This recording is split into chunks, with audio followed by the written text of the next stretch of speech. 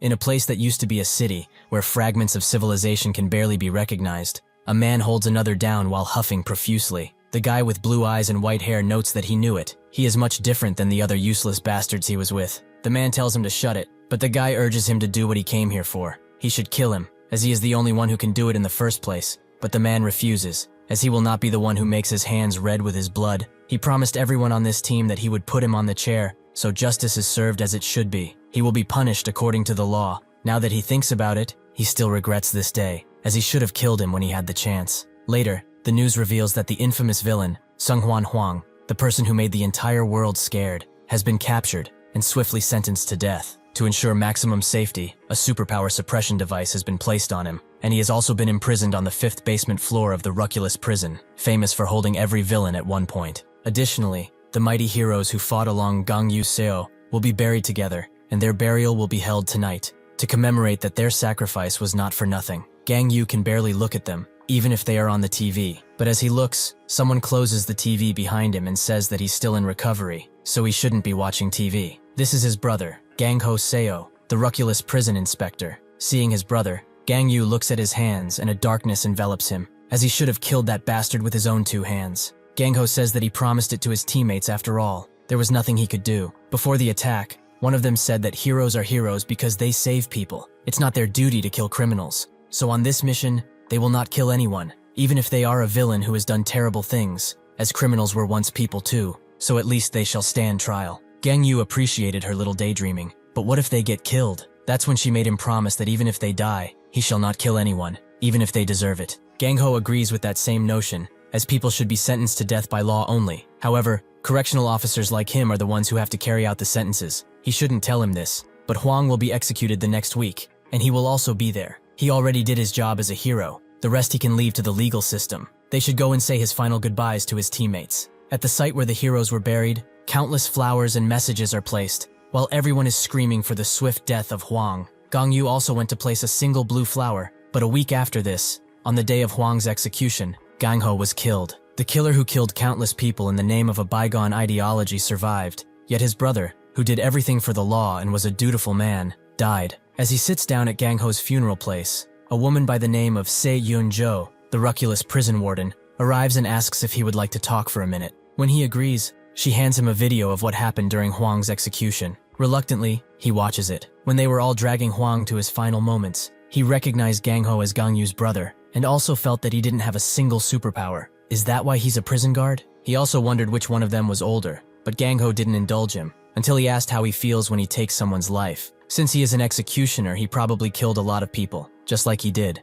So how does it feel? He will tell it first, that it feels pretty easy. Gang Ho asked how he can say that, but Huang was quite literal, because as soon as he scrapes someone with his finger, they go pop, in an explosion of viscera and blood. Gang Ho said that they are not the same, as he is ridden with extreme guilt whenever he has to kill someone. Even monsters like him, even though all he does is press one measly button, he still gets night terrors and can barely sleep anymore. Even if they are people who deserve it, the prisoners he executes live in his head rent-free, and will haunt him until he dies. Huang asks why he's still working here if that's the case, but Gang Ho notes that someone has to. It's just a job at the end of the day. When the execution was about to commence, Gang Ho asked for Huang's last words, but he just asked who's older between him and his brother with a sick smile, prompting Gang Ho to start the execution. The reverse countdown started, and at 1, the video cut off. Se Yun explains that right after the moment of execution, all of the power in the facility shut down, which was done by an unidentified EMP strike, allowing Huang to escape. All of the correctional officers got down, and the eldest out of them called for backup over the radio, as the prisoner they were carrying has escaped. But as soon as Huang touched him,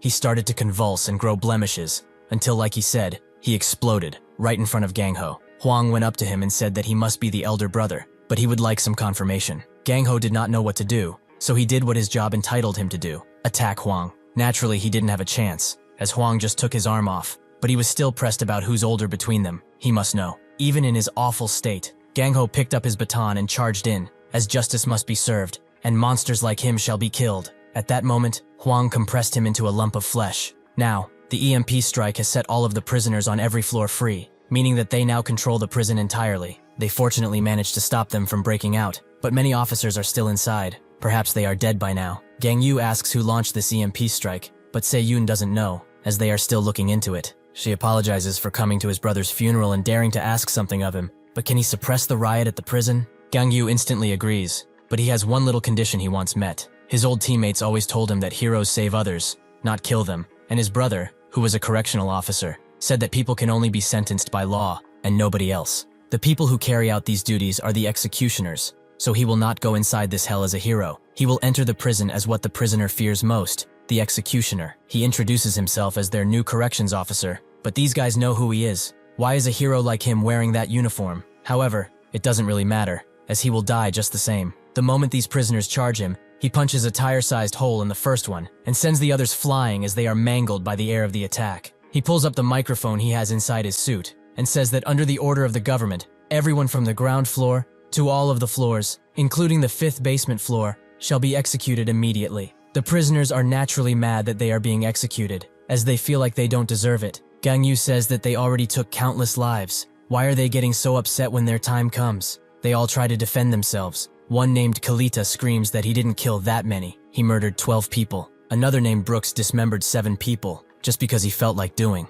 Another one, who goes by Keed, has done heinous things against the young population of this country. They all scream and demand a lawyer, but one of them named Gu Wan Choi, who killed 8 people, notices that this new guard is being distracted by the others, so he can swiftly get out with his ability. He tries to do just that, but the moment Gang Yu senses him, he literally kicks his head off, making the others fall silent. He will give him a simple choice. They either put their suppression devices back on and return to their cells and wait for their execution, or they can die right now, by his hands. One of them tells him to stop talking nonsense. The latter is the much better choice. They are going to die anyway. Might as well fight while doing it right. The terms of his negotiation make 0 sense. What kind of guard is he anyway? Gang Yu notes that he's misunderstanding something. This ain't no negotiation. This is the last chance for mercy that he is graciously offering them. The others begin talking, with the common consensus being that they should surrender. But that's when the guy who spoke earlier screams at everyone to listen with his power, which certainly does make them listen. Hero or not, there's just one of him. He cannot hope to deal with all of them at once. In fact, he managed to kill a 2nd-tier hero before,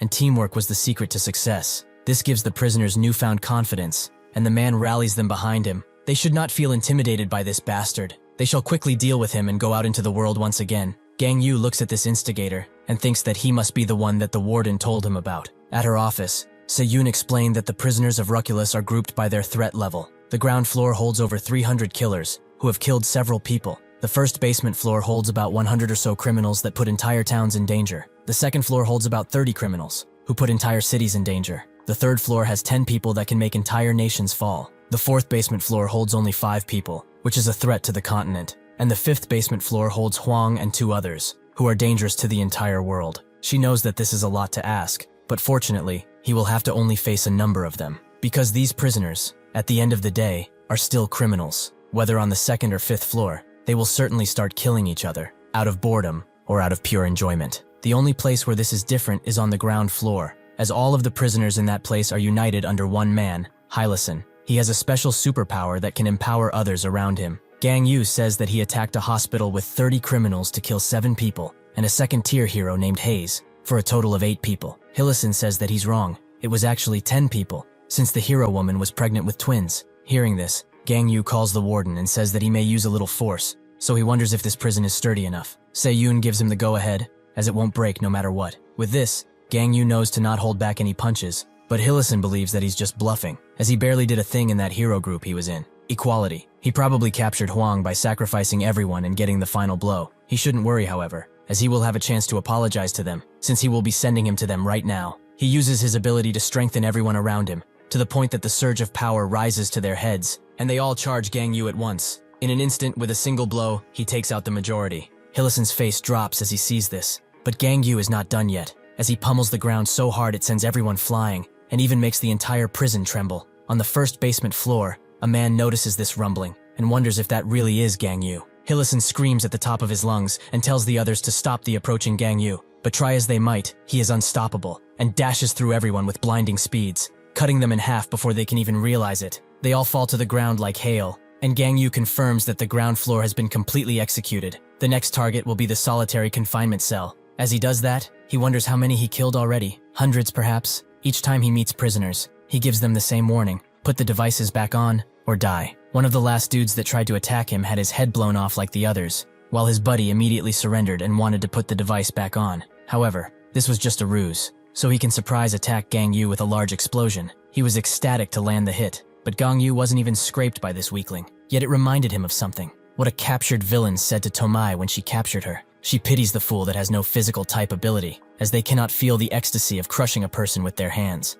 Gang Yu did not feel any emotion from doing such brutal acts. It's like he's crushing eggs with his fists. Too easy. He eventually makes it to a large holding cell, where the man inside notes that he knew it was him who made all of this commotion. But how long has it been? About 3 years, right? This is Chuck Fielder, arrested and sentenced to die because of numerous accounts of cannibalism and desecration of corpses in general. He is glad to see that he found himself a new job, but he doesn't look that happy with it. Gang Yu gives his warning, but Chuck just says that he knew in his soul that they were going to meet again. He even remembers the first time they captured him. Does he remember when he saw the pot of delicious stew he prepared? And he urged him to take a bite, as he's not going to have something more succulent than human flesh. He can guarantee it. He was so mad that he tried to kill him, but that blonde gal he was with stopped him. He knew at the time that he was very mad at her decision. He thought that his teammates were a bunch of fools, right? Gang Yu has had enough of his yapping, and presumes that he chooses to die now. Chuck asks if he knows why he kills people, but Gang Yu couldn't care less, and cuts his head off. Even so, Chuck still speaks, and explains that he does it so that they remember him. Whenever he kills someone, he becomes the only person they ever think of at that moment. He can use his power to engrave the memory of his victims in their eyes, so that they will never forget him, even if they die. This is his superpower, hallucination. To prove his point, he says that he remembers every person he has killed, and will name them one by one. As soon as he tries to do that though, Gang Yu cuts his hand off, and says that this is why he was in solitary. He was actually aiming for that ugly mug of his, but it appears that his power isn't as omnipotent as he believes it is. Chuck just laughs, and wishes to ask something before he dies. Does he remember the people he killed on the way to this place? Gang Yu says that he doesn't, since they are all worthless scum not worth remembering. With this in mind, Chuck uses his ability to make all of Gang Yu's dead teammates appear, as he truly wants to make him remember their meeting. Even after seeing them, Gang Yu cuts through his old friends like butter, and asks if that is everything he's got. Chuck can't believe how instantly he attacked his own people, but he does not see it that way. They are just hallucinations that mean nothing. Besides, he is no longer one of them. He is a corrections officer. In his last moments, Chuck says that he is not a guard. He is more akin to a monster, not much different than Huang is. Even if he wouldn't admit it, this will certainly stick with Gang Yu. On the 5th basement level, Huang is extremely bored, as the woman he tried to kill won't fight back, and he can't touch her either. Since it has come to this, maybe he should just go up instead of waiting around here. On an unknown basement floor, a man asks one Miss Sinka when they are going to intervene, but she is more focused on Gang Yu, and exclaims that he will become her husband, no matter what. The guy next to her named Canis notes that earlier, she said that Huang is going to be her husband. The girl, Gato, says that he's right. Didn't they fire the EMP strike to save Huang in the first place? Canis also says that the guy is a hero, so he's an obstacle for the progress of mankind. Sinka explains that he was a hero. He does not seem like one now, that's for sure. The two urge her to choose, as polygamy is illegal. She doesn't know who to choose, as they both have nice traits. But since it has come to this, the one who survives will become her man. Eventually, Se-Yoon appears in the prison and congratulates Gang Yu for swiftly taking care of the ground floor. The prisoners will get more powerful the more he descends, so she suggests getting some rest, but he refuses, as he will head down right now. She understands, but has a favor to ask while he is still down there. They are still getting signals from some surviving correctional officers on the lower floors, so if he can, he should save them, so that they may return to their families. He asks how many officers are alive, but they do not know, as the communication devices are all banged up, except on the 5th floor. It's as if someone wants them to see the atrocities committed there, no matter how gruesome they may be. The team confirms that they are ready to open the 1st basement floor, and the Warden also authorized the procedure. Her last words to Gang Yu are that of warning, as he should be careful, since the prisoners will certainly be stronger than before. The instant the heavy metal doors open, Gang Yu is struck from 2 sides by 2 buff criminals, while the others spam ranged attacks to make sure that they finish him off. Se-Yoon becomes startled and worried for Gang Yu, but someone comes from below and says that she should worry about her own problems, as she will have plenty soon enough. He cannot believe that he actually caught the Warden. Now he can wipe that smug grin on her face. He calls the others to brag about his catch, but they are all dead, and he is soon met with the same fate. Gang Yu warns the Warden to not stay so close to an open door. It's not safe for her anymore. Before he leaves, she tells him one final thing, that Tomoki, the villain that Tommoi captured, is on the level he's going to, but Gang Yu already knew. In a certain insulation cell on the 1st basement floor, the others hear the commotion and wonder if the others managed to get out, but Tomoki calls them a bunch of dumbasses. They didn't, as nobody can make that much noise with their attacks. Even if she told them to stay, they wouldn't listen. She has been sentenced to death because she killed 28 heroes, and an ex-hero, who is now mocking the others for ending up as villains. One of them gets mad at her and asks if she wants to die. Tomoki just laughs in his face. As they are all here for killing civilians, they have probably never even damaged heroes with abilities, and he dares to say that he can fight with her? Is he that dumb? The man has had enough and says that he will kill one himself right now to see how it feels. But Tomoki doesn't even let him transform fully, as she instantly cuts him in half and asks if he got what he wanted out of this. She captured countless villains as a hero and learned how to fight against people who have these superpowers.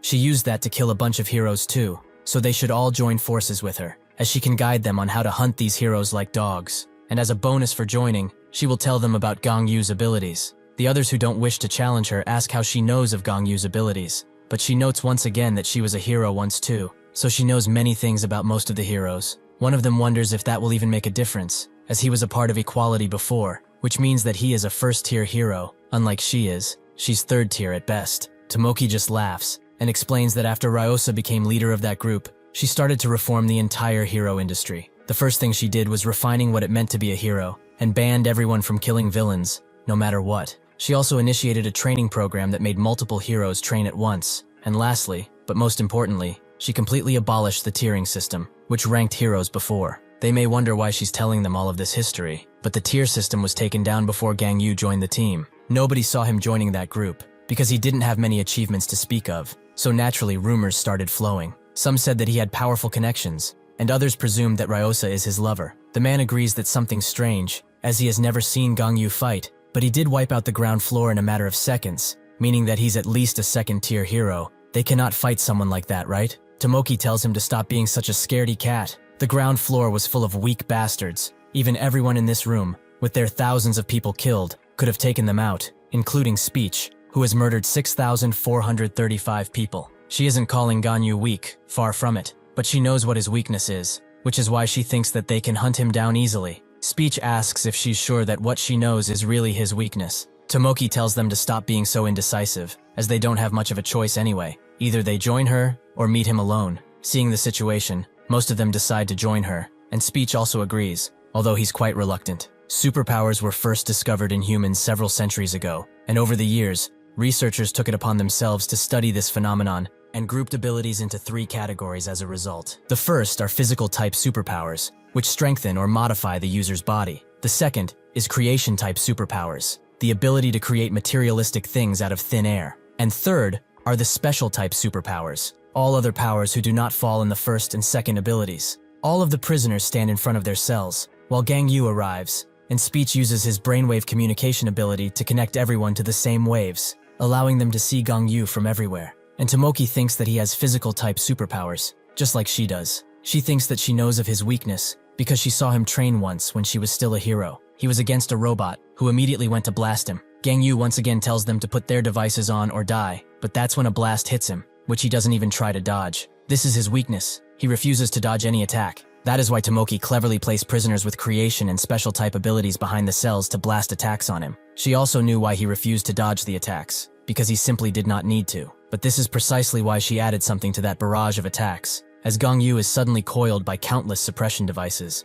Before this whole thing happened, she sent everyone to search the bodies of the guards and find the suppression devices, but Speech wondered if they would work on him, since these are only the first basement floor level. She said that it's fine, they just need a bunch of them to suppress him, 10 if he's a second tier, and 15 if he's a first tier, even though that is unlikely. She ordered Million, who can make any item lock on any target, to hold them and prepare to strike him. But just because she wants to be safe, they should put 30 devices on him. That will do the job. The others start to celebrate, but soon, their faces crumble into frowns, as the flaws in Tomoki's plan start to become visible. The first flaw was that Gang Yu is far more powerful than any first-tier hero. Speech confirms that he broke all the suppression devices, which confuses Tomoki, but the others scream at her to tell them about the next phase. Do they start it? She tells everyone to begin the second phase, which is to hold a few guards at power point and warn him to not get closer, as these innocent guys will die. When they are done talking, the second flaw in Tomoki's plan appears. She thought that Gang Yu only had a physical ability. The others die in pain and anguish,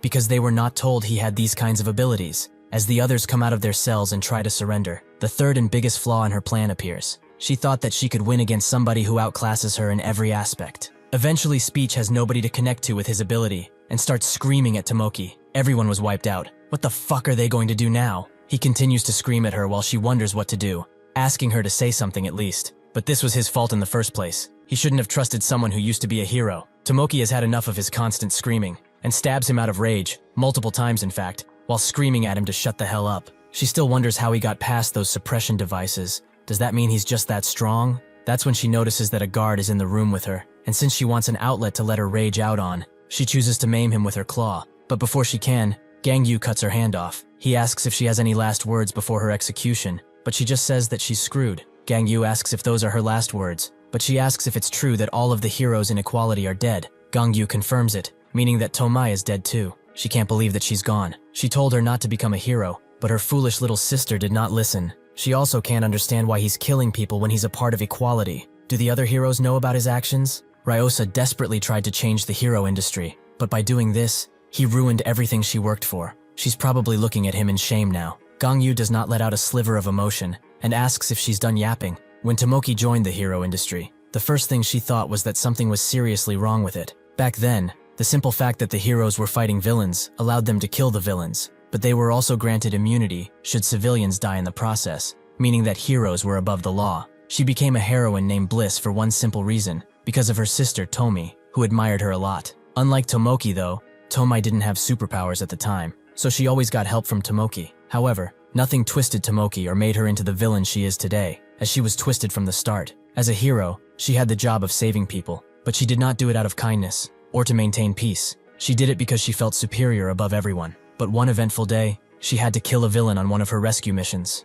It was the first time she killed someone, and it made her feel over the moon. It took her higher than any drug ever could, as she felt extremely superior and ecstatic. After this, she could not stop herself, and started killing everyone, be it villains, civilians, or heroes. In particular, her favorite prey was her colleagues who were weaker than her, as the looks they gave her after they lost, betrayal mixed with fear and terror, and the final cherry on top, them begging for their lives. She could not get enough of it, but soon, things would change. Tommoi thought it was quite strange that Tomoki was always late, and she also sensed a heavy scent of blood around her, so she decided to follow her, and that's when she witnessed her sister's actions. Tomoki wasn't that surprised that she saw her. Instead, she invited her to join the fun, but if she does not, she will keep enjoying the fruits of murder. That is when she was chained up for the first time, and also when Tommoi unlocked her powers, and stopping Tomoki was the whole purpose of her heroine career.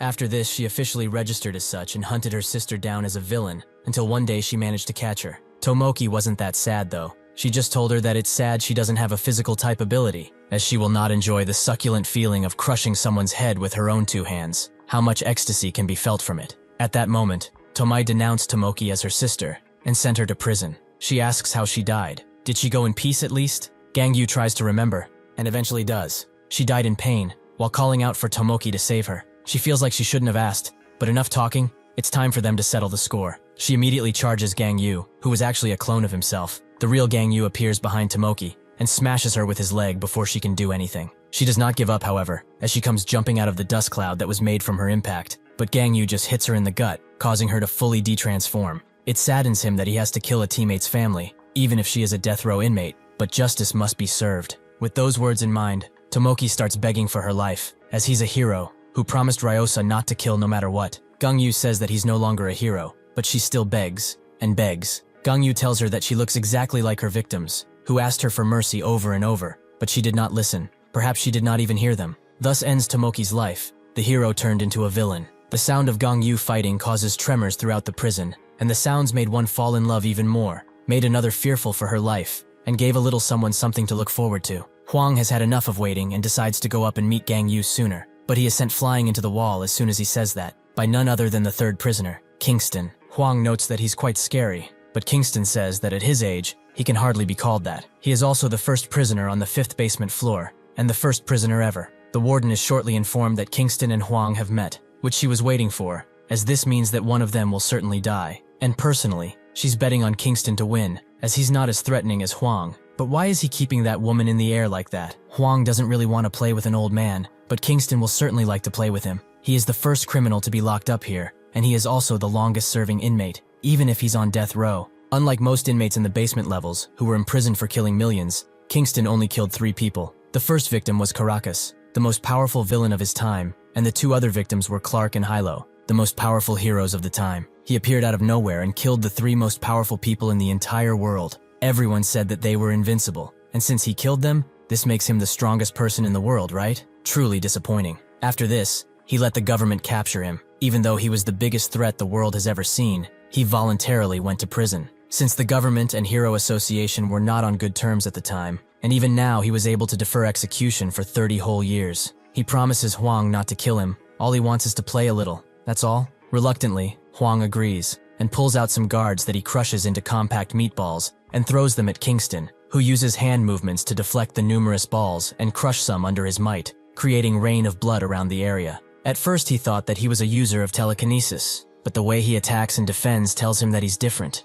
Does he have anything else to show him? Huang says that he changed his mind. He isn't having any fun. What's the point of killing somebody who will die of old age? Kingston notes that he's quite arrogant, but he has seen numerous people like him who think that they are the biggest fish in their small pond. Most of the time, their egos get the best of them. The entire building shakes as Kingston steps forward, with one of the guards thinking that the building is falling. But the warden tells him that the prison has 20 layers of special wall that can withstand any power. It will never fall. Kingston feels that it's his duty to teach the younglings, so he will show him that he can be humble too. In that moment, he charges in with a flying kick that goes through the wall and everyone feels it. The warden gets up from the ground and asks who won the fight, but the guard notes that they have bigger problems, as that single attack destroyed the walls, meaning that they are very screwed. Huang is surprised to see that someone so old could do something like this. But that's when someone from behind asks why he would follow an old man anywhere. This mysterious figure is Sinka, who urges him to come and talk with her. Huang gets serious and asks who she is, but she will only say if he sits down and talks.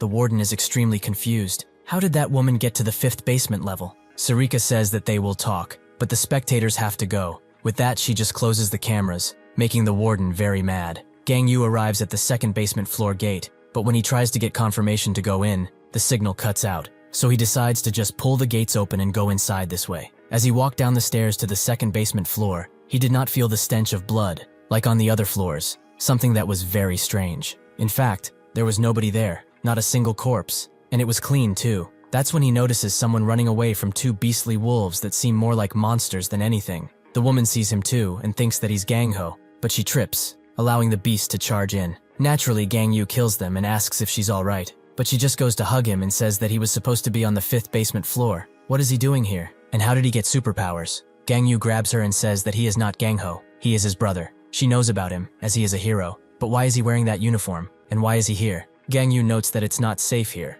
so she should go up as everything is clear. She apologizes for acting like that, calling him brother-in-law. She knows that this sounds strange, since she has not introduced herself, so she will now. She is going to become his sister-in-law, and if she might add, they really look alike for brothers. In the isolation cell of this level, Miel tells Mael that there's an intruder in their midst, so he wonders how many sins he has committed in his life. Mael notes that he killed one of her innocent little puppies, so it becomes clear to Miel that he will be going to hell. The woman who goes by Jia Hong says that she has only seen him in videos and pictures, but he looks nicer in real life. Gang Yu notes that his brother told him about his girlfriend, but he didn't say anything about getting married yet. She notes that it was a rush job, as she found out that she was pregnant pretty recently, and that his niece or nephew is currently inside of her. Gang Yu is extremely shocked to hear this, and she says that it's hardly been a month. They only found out a few days out, and Gang Ho said that he will tell him after he is done with Huang. Gang Yu's face becomes ridden with sadness. He does not know if he has the strength to tell her. She asks why he's here in a uniform, and so he explains that he was commissioned to execute all of the prisoners in Ruculus,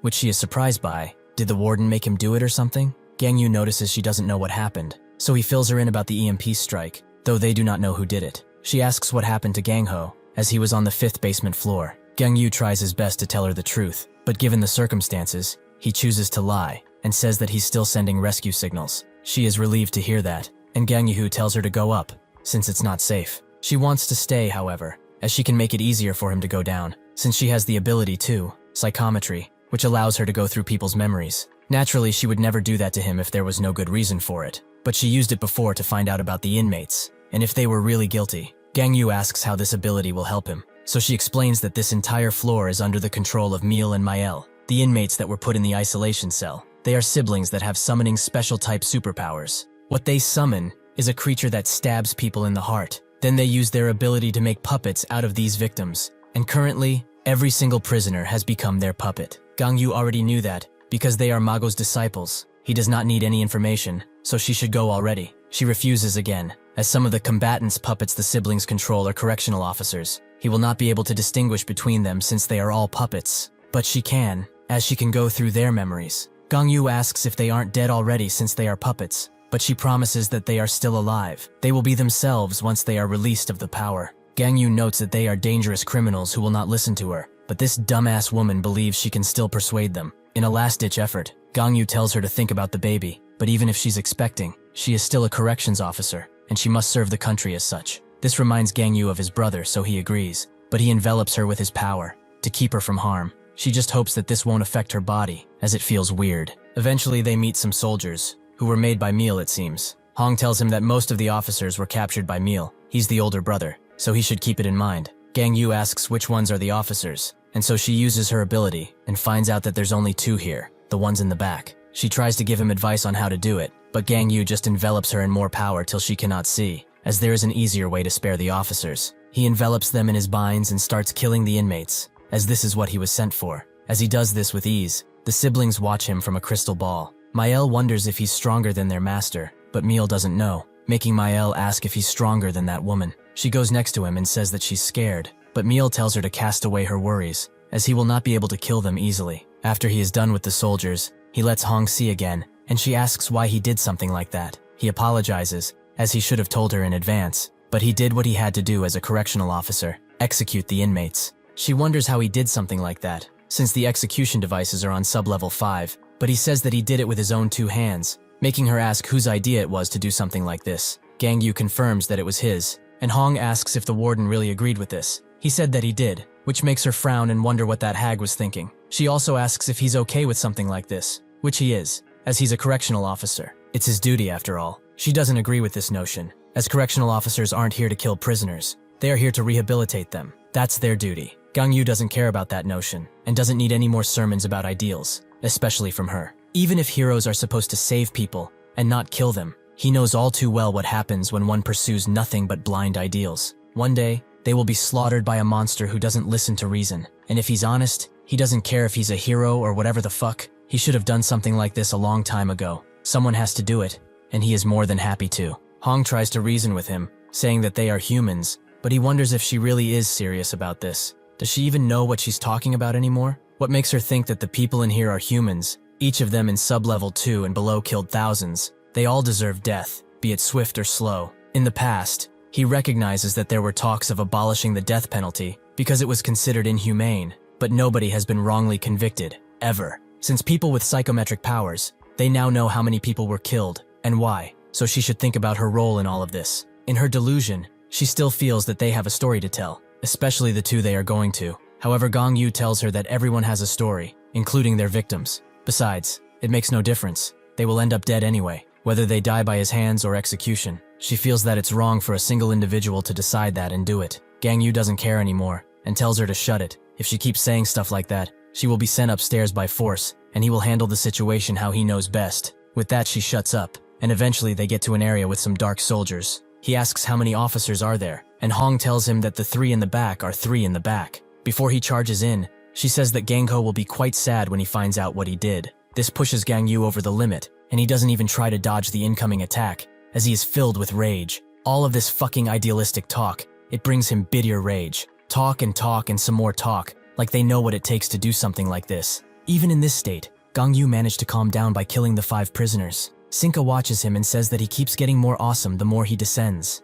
Gangyu and Hong continue to walk until they meet another group, and when Hong tells him where the soldiers are, he tries to swiftly get to it. But that's when Meal and Mael come out, welcoming him inside. He is quite glad that he saved the trouble of searching for them. They ask Hong why she didn't come with them, as she would have gone to heaven. But Gangyu tells them to release the mind control they have on the people. He promises them a swift death if they do that. Meal asks if he can just not kill them, but he explains that the prisoners on the ground floor and first sub-level were given a choice, to die or put their devices back on. But everyone on sub-level 2 and below has killed thousands without even thinking. They deserve death. Meal notes that he heard he used to work with their master and the woman who captured them, but he is much different than the 2. Mael says that he will surely go to hell, but Gangyu wonders who will end up there first between them. Meal says that if he promises to let them go, they will release their people, but Gangyu instantly denies it. Hong tells them to not make things any worse and put the devices back on quickly, but Meal believes that they did nothing to deserve the death penalty. She must know that, right? That is why they refuse. Gangyu tells her that beasts cannot be persuaded,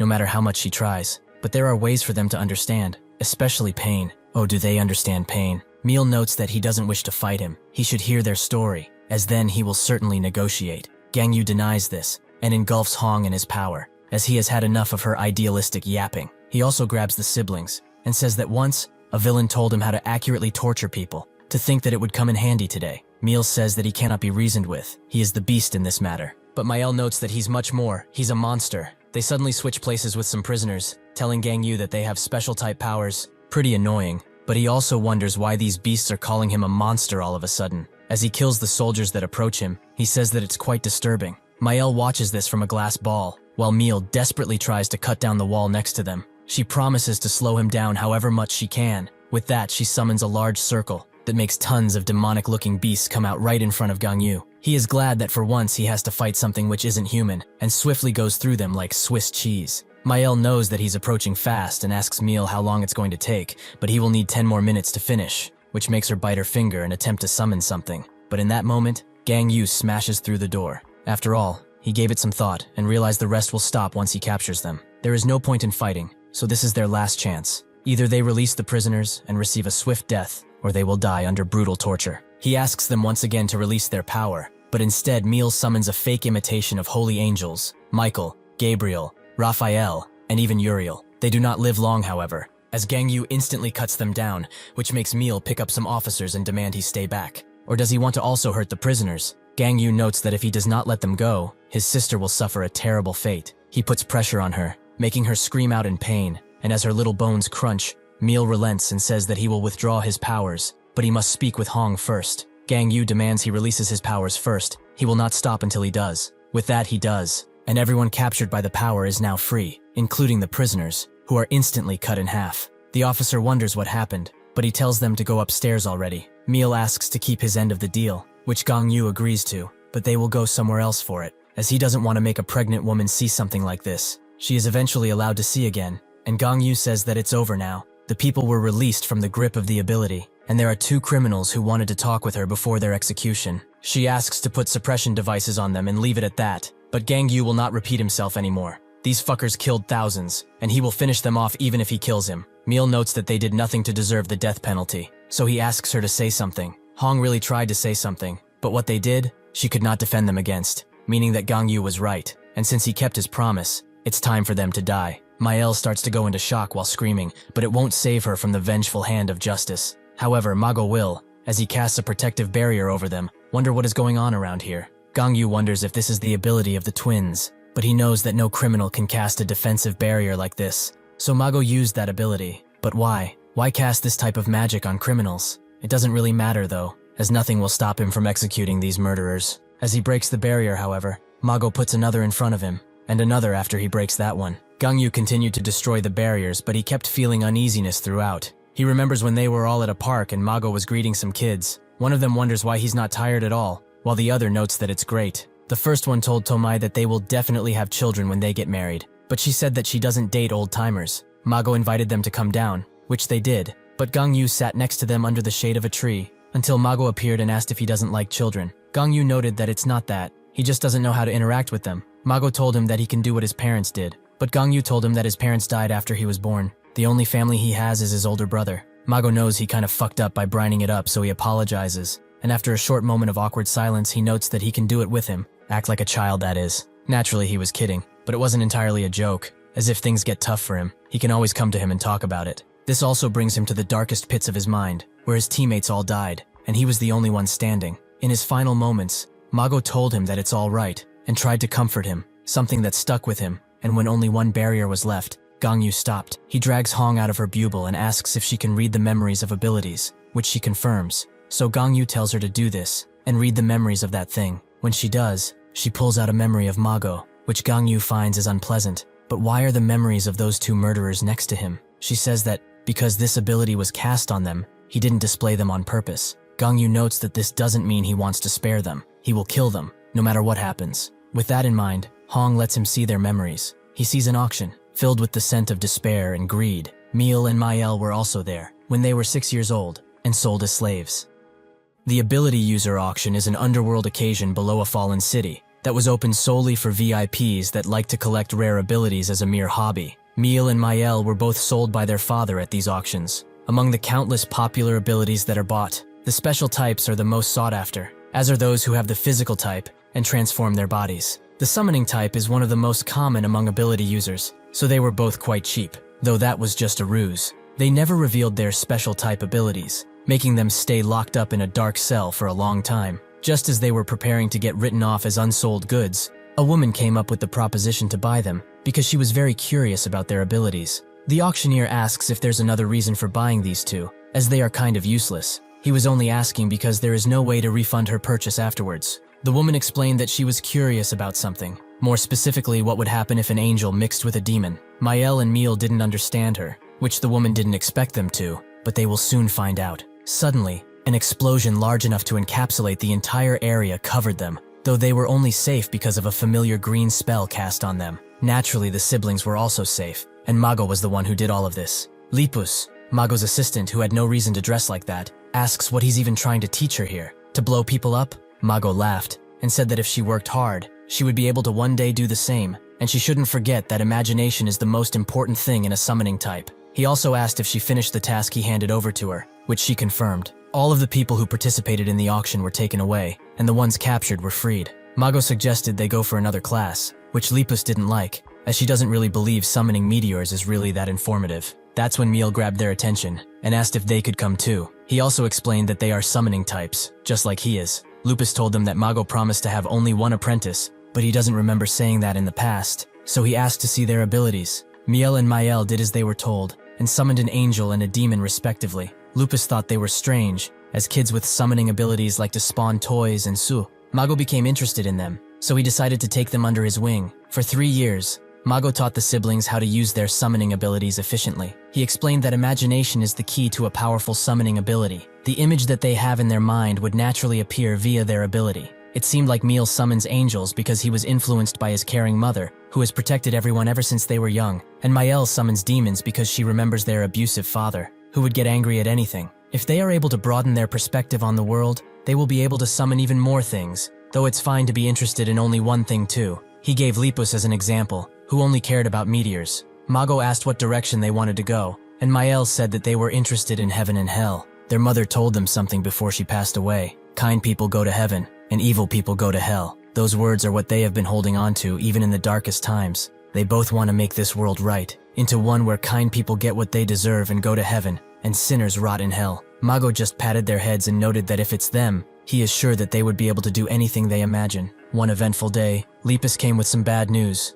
The Hero Association requested his aid, which he didn't even care to hear, as they ignored his request earlier. That's when Lipus said that a Swede appeared in Finland, which shocked him, and he said that they must gather all members of Equality, though they couldn't find them. With nothing else left to do, he wanted to see Miel and Mael one final time. He told them that he was leaving, with Mael taking it the worst, but Miel wondered when he would come back. Mago, with a sad expression, told them that it would be a few years, since their opponent is very tough and dangerous. Mael asked if they could go with him, but Mago refused, as the opponent was far too vile to even consider something like this. Mael began to break down, as she didn't want him to go, and she didn't want to be thrown away again. Lipus told them that they would never be thrown away since they are not objects, but to ease their pain, Mago gave them one last gift. He summoned the clothes they are wearing even now, and said that with these, he will always be with them, no matter what. He advised them to go to a shelter and have people help them, as they would surely meet again someday. Some people may put the blame on Mago for what happened next, as Miel and Maele didn't go to a shelter out of fear of people,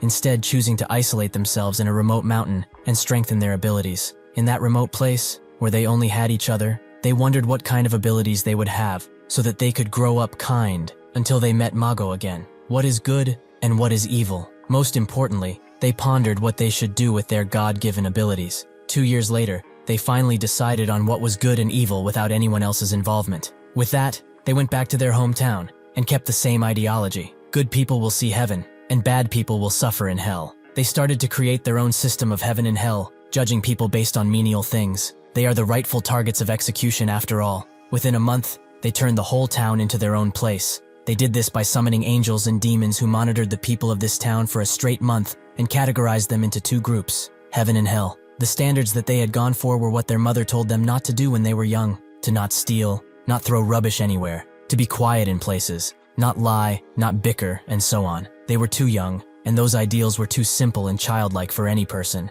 That is why they were scary. because in their eyes, they were not doing anything wrong, and they either liberated or damned people as they saw fit. Those who they deemed fit for heaven were made to dream a happy dream forever, even though it was a complete lie. News of what happened eventually reached the people of the Hero Association, and Utoriti, the chairman of the association, was at the forefront of a meeting about them. There were only 4 people present at this meeting, including him. Tisu Banjo, a third-tier hero, said that everyone is probably on holiday, and Husta, another third-tier hero, wanted to get this over with, as he wants to see if he can find more interesting cases. After searching for a while, Husta only found level B1 cases. Nobody would pay attention to these at all. Banjo was also sad, as she wanted to increase her tier, but she has to deal with B2 cases for that. Utoriti said that there's a B3 if she wants it, but she said that doing something difficult isn't efficient. But she also wondered why this village takeover case was appearing here at all. Utoriti explained that the children are categorized as B1 villains, so he decided to put them in. Husta asked how old they are, and he said about 10 years old, give or take. Husta was shocked. They aren't even teenagers, yet they occupied an entire village? Bajo thought that if they are like this now, they will probably end up being B2 or B3 villains. Husta suggested they take them in and raise them, but Utoriti noted they don't have the resources for it, and it would take too long. Additionally, they are already apprentices of Mago, or at least they were. Banjo told them that if Mago raised them, it was his problem, but Husta informed her that he was in Finland dealing with Asuid. That's when the third member perked up and asked if she could go. This is Chitu, a third-tier hero, and a summoner at that. When she finally got to the town, she saw quite a sight while on a road nearby, as countless people were floating in the air. Mael and Meal instantly got their eyes on her, but she just started taking pictures with the various soldiers, while wondering what kind of ability this is, as these guys don't look all that dead. Suddenly the siblings appeared before her, and asked why she had come here. Chitu was pleasantly surprised to see that they are in the special category, as she always wants to see all of their abilities, and asked if they had any more. Miel wanted his question answered, but instead Chitu wondered if Mago knew that they were a special category. From what she knew, he only took in summoners as apprentices. That's when she realized that they didn't tell him at all, and Miel asked who she was. She removed her mask and said that she was their senior, Chitu. Miel noted that Mago never told them about her, which she was expecting. They never agreed eye to eye, so to speak. She was always interested in sharp things. Mago adamantly suggested that she should train her defense magic along with her offensive one, but defense isn't her thing, so she refused to listen. After that decision, slowly but surely, he stopped looking in her direction. He is way too mean. She started to cry out and scream about how mean he is again and again, making Mael scared of her. Even when he told her how talented she was, he did it with a smile, yet he completely erased her from his mind. Miel threatened her with magic and told her to go away, but instead, Chitu summoned countless blades and started to impale everyone in her way, including civilians. Surely if she does something like this, Mago will remember her. Mago turning out to be the villain of this series. Good lord. Chitu laughed like a maniac while slashing countless innocent people and felt a sense of euphoria like never before. The two siblings checked on each other and wondered what to do next. Chitu skipped around the bodies she laid on the ground and said that this was much more fun than she could imagine, though now she wanted more. As she threw one of her blades at another person, however, the siblings appeared and protected them, which made Chitu happy, as they really got their defensive magic down. A guard tried to attack from behind, but she was too swift and told the siblings that they needed to work on their attacks. Mael said that she will definitely end up in hell, which made Chitu sad, as he is their senior, so she feels that some respect is in order. If she is honest though, she always wanted to use her ability on a bunch of people at once, but if she did that normally, she would end up in jail quite fast, even if she is a hero. However, they both presented her with a golden opportunity and fulfilled her lifelong wish. With all of this, she felt that she could do it. She could finally summon what she always wanted. She started to scream out loud as she used all over power, and eventually summoned a razor blade, even though she was bleeding from her face. The power of imagination is the most vital thing for a summoner, and since Chitu felt an experience like never before from killing countless people, her imagination sparked up and strengthened her ability. She was amazed at herself, as she never expected to be able to summon such a large thing, and thanked the siblings from the bottom of her heart. Though now, it was time for them to die. That's when a large demon ate her whole, as she was not the only one who felt an overwhelming emotion. Mael saw Chitu as a real demon, and her ability was thus strengthened. She turned to Meal and wondered if she really killed a person. In response, he hugged her tightly, and said that what she slayed was not human, never was. 1 year later, the siblings expanded their influence over a larger area, and with this, they both rose to be B2 villains of Ruculus prison. Mago was shocked when he saw them in the database, with Utoriti knowing that they were his apprentices, so he wanted to show him at least. Magu got up to go, but Utoriti refused to allow him. This case will be assigned to someone else. Magu asked why he would do that, and Utoriti said it was quite simple. He humbly requested that he kill Asuid when he finally got him, but instead he chose to hand him over to the government, so there is no reason for him to let him do what he wants anymore. Mago didn't take no for an answer, and said that he would go no matter what. Utoriti slammed the table and said that he will not and cannot go. He commands him. Mago told him to shut it, as he was always obsessed with authority. That's when someone volunteered to go, that someone being Ryosa. Utoriti didn't mind it, as this is a perfect promotion mission for her. Mago still held his own, but Ryosa approached him and asked this defeated man to trust her, at least once. Inside the cleansed city, the siblings instantly knew that an intruder had appeared, and Mael wondered just how many sins she had committed in her lifetime. As Ryosa walked into the city, she saw the other heroes who tried to intercept the siblings, who seemed to be alive at the least. That's when the siblings changed positions with them, and Miel asked what an outsider was doing here, and for what purpose she had come here. Ryosa introduced herself as a hero, and said that she wanted to bring them back, which immediately made Mael summon a bunch of demons, and tell Ryosa to go back, as if she does not, she will end up in hell. Ryosa agreed to go back, but she wanted them to come with her so that they could go back together. The siblings tried their best against her, but they couldn't hope to stand against her might. She told them that they are kind children, as she doesn't feel any killing intent from their attacks, which saddened her even more. If the heroes that came for them before were actually good people, the situation wouldn't have escalated so much. It's also strange that even though they think they are doing the right thing, people are getting in their way again and again. The siblings were afraid as she approached, but she promised not to hurt them. However, what they were doing wasn't right, and their old teacher is very sad because of it. Miel didn't believe her at first, as Mago would have come for them by now, but Ryosa swore she was not lying, and urged them to release their abilities and come back, as they would all go back to their teacher. At that moment, both Miel and Maele felt a motherly warmth for her, and so they went. When they finally met up with Mago, Miel told him everything, about how they were actually special types. They only kept it hidden because their mother told them to. They knew that he only took summoners in as apprentices, so they apologized for lying. Mago was shocked, and asked who told them such a thing. They explained it was Chitu, a hero who was her apprentice before. Mago told them that he never took her in as an apprentice. He only met her once, and gave her a single piece of advice, nothing more. Being reunited after 3 long years, they all shared what happened over those years, with the siblings sharing how they worked to grow into better people,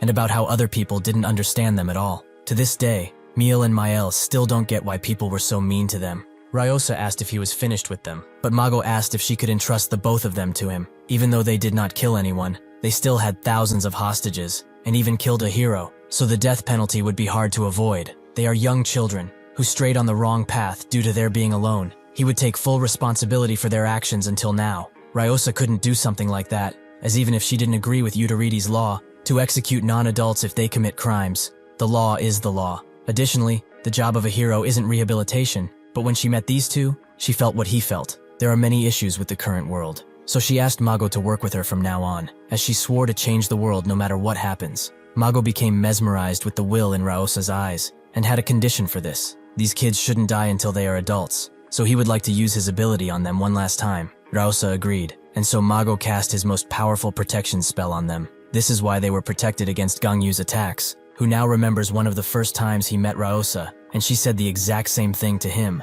As he gets up, Miel notes that they simply judged people based on their rule. Isn't the law the same? Rules made by people? What is the difference between them if that's the case? Hong also tries to convince Gangyu that they can rehabilitate these two, but Gangyu shuts her up by putting her in the bubble, and slowly walks in while charging up his fist with power. Miel tries to reason with him, saying that they are wrong, and that they won't do it again. But when Gangyu shows no sign of stopping, they can only cry out for their mother and their teacher, who has done all that he could for them. The entire prison rumbles as the attack lands, but it goes into the ground, as Gangyu doesn't know what to do. 1,000 thoughts rush through his head all at once. Fortunately for him, he didn't have to think for long, as Sinka comes from behind and cuts them into tiny little pieces as she enters the room through a portal. She tells Gangyu that he doesn't have to make such a sad face. Thinking so much does not suit him at all. Now that she sees him, he is much more handsome in person. She really made the right decision in picking him as her husband. Before Sinka can say anything else, Gangyu goes for a punch, which is stopped by Canis, who is mad that he isn't listening quietly like he's supposed to. Sinka tells him that he shouldn't be rude, as that person will become his new master soon. Canis apologizes for his mistake, and Sinka tries to introduce herself once again, but Gangyu starts attacking her once again, forcing her to make a barrier. He is quite the impatient one, but since they will be seeing each other for a while, they should chat a little. As he heard, her name is Sinka, and she will be the woman who will become the new Eve of mankind. Gangyu wonders what she's even talking about, but if he's honest, he's just tired at this point. A crazy bastard just appeared right in front of him, and he doesn't know what to do. Sinka notes that she's probably the sanest person on the whole planet, which the others agree with. She notes that mankind is in a precarious situation right now, as it's slowly degenerating as they speak. If they keep going like this, they will eventually go extinct. Gangyu asks what she's saying, but she responds with a question. What does he think is the biggest threat to humanity right now? He belonged to equality in the past, so he probably thinks that it would be the villains or the heroes of the past that held absolute authority over anything. However, both of these are wrong. What is eating away at the belly of mankind is those without any ability, who live normal lives. Their genes must be culled. Only people who possess superior genes should be birthing new generations. But due to the sacrifice given by those with the superior genes, the genes that were supposed to be culled have multiplied tenfold, like rats in a sewer. For example, the second-generation equality heroes led by Ryosa, they possess incredible abilities, yet why did they die, even though the logic of nature stated otherwise? It's natural for those who are not selected by evolution to disappear, but they tried to stop that. If he was wondering, he's safe from all of this, as he is no longer a hero. Right now he's probably enjoying killing off weaker people, right? She fell in deep love when she saw him in action. He should know though, this person is a gathering spot for superior humans that will become the new mankind, that were unfairly imprisoned for culling the weak. After they get rid of these so-called heroes that want to stop them, and every inferior human together, they will build a world where only the strong exist, the alpha world. She's generous too, as if the heroes change their minds and join them, they will allow them to live. They aren't that strict. Gangyu notes that he doesn't try to kill anyone who's a criminal, but it seems like killing is inevitable at this point. Sinka notes that he shouldn't say something so embarrassing,